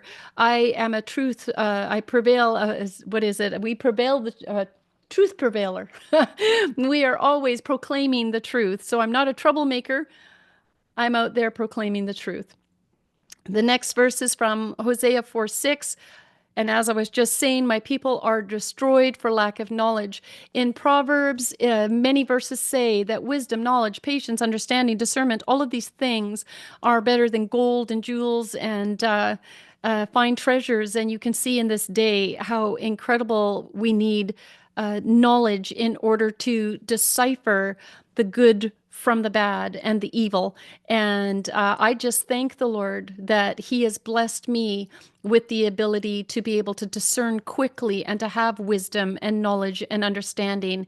And it is literally because I pray for those things. And Proverbs says to pray for them. So if you're lacking wisdom, knowledge, and understanding, pray for them and the Lord will give it to you abundantly. It's an absolutely amazing gift to have. And then finally, Ephesians 5:11 says, take no part in the unfruitful works of darkness, but instead expose them. And Action for Canada and the team are here to expose the dirty deeds of darkness in order for the light to shine brightly and for this nation to get through this very dark time into a future that we pray will be restorative. I'm going to have to maybe back up on that Terenzio for a bit. We're going to edit that for a minute. Sorry, everybody. I'm a little bit tired. This was a big night tonight, and I'm going to be a bit real with those. We'll edit this little part out because I know some of you, those that show up on the Wednesday night, you're so faithful, and I love you so much. But this is a big journey. This is a big journey and a lot of hard work for our team. And we work around the clock in order to get the results that we are. And it can be exhausting. We work through it even when we're not feeling well and we feel like the whole world is against us. And then our team is amazing and we can reach out to one another and say, hey, I'm having a rough day. And we'll get together and we'll pray, or they will pray and ordain changes. And so, just what I'm saying is the power of prayer is so amazing. And so I know that I've asked for donations and financial support. But you will truly never know how grateful we are for your prayers. Those are one of the richest blessings that we have.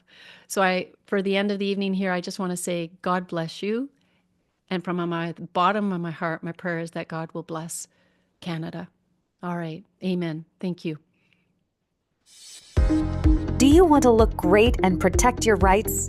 Join Action for Canada with our stylish protective gear. Our slim fit women's t-shirts are like a second skin, giving you the power to tackle any challenge. Made from a super soft blend of 90% cotton and 10% polyester, it's perfect for your everyday heroes that want to tell the world that they have had enough.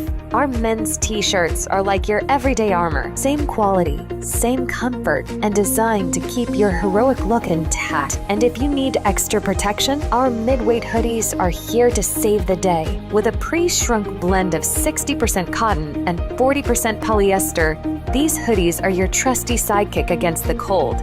Plus, the pouch pocket is perfect for storing snacks because every hero needs their fuel. Deflect negativity with our 11-ounce ceramic mugs. They're dishwasher and microwave safe and perfect for holding your favorite beverage or your morning dose of justice. Our 100% cotton canvas shopping totes with double carry handles and prints on both sides. These totes can carry your groceries and your mission to save the planet. Stay warm and stylish with our form-fitting toques. Perfect for winter adventures. Made from acrylic and polyester, they fit most sizes with an adjustable cuff, keeping your brain warm for all those brilliant ideas. And don't forget our 6-panel structured caps, designed to protect your head from too many UV rays or bad hair days. Every purchase helps support our movement to protect Canadian rights. Visit Action for Canada now and gear up for the fight so together we can protect what matters most and help make a difference.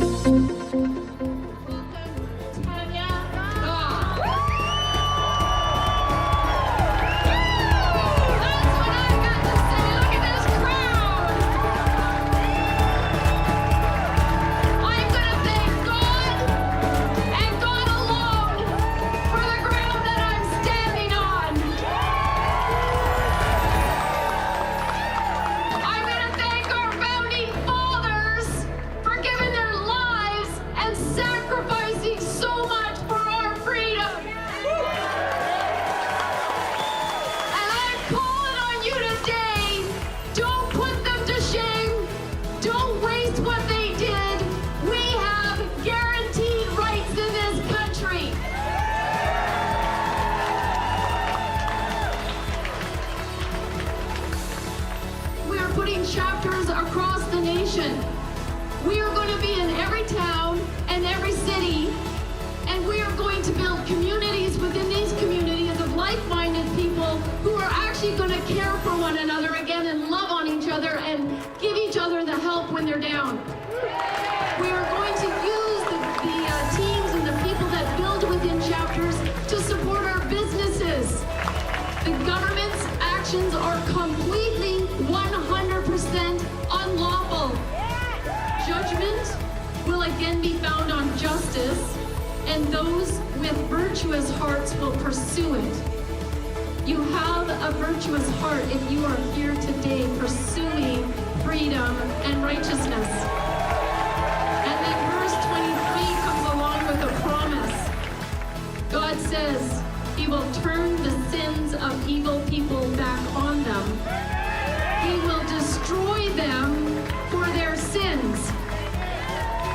I take great comfort in that because I serve a mighty living God who has allowed us to go through this season of discomfort because we as a nation had turned our backs on Him and we need to get right. So I am just going to thank you so much. I'm going to say God bless you and God bless Canada. And every battle, big or small, together we win it all. We fight for freedom and for rights, which they turn darkness into light. In every heart we feel His might, and through His love we win the fight. Action for Canada, we unite, joining hands where foes will fight. Action for the Canada, we stand tall. With love and faith we can win it all. We all up high, all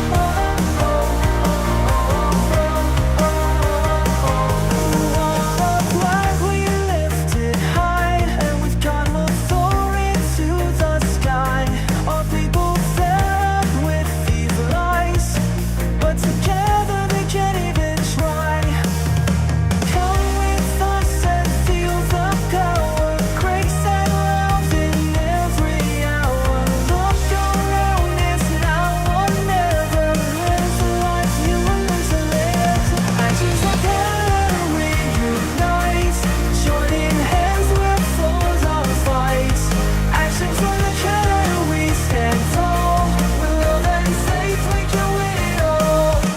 We hold up high, we hold up high.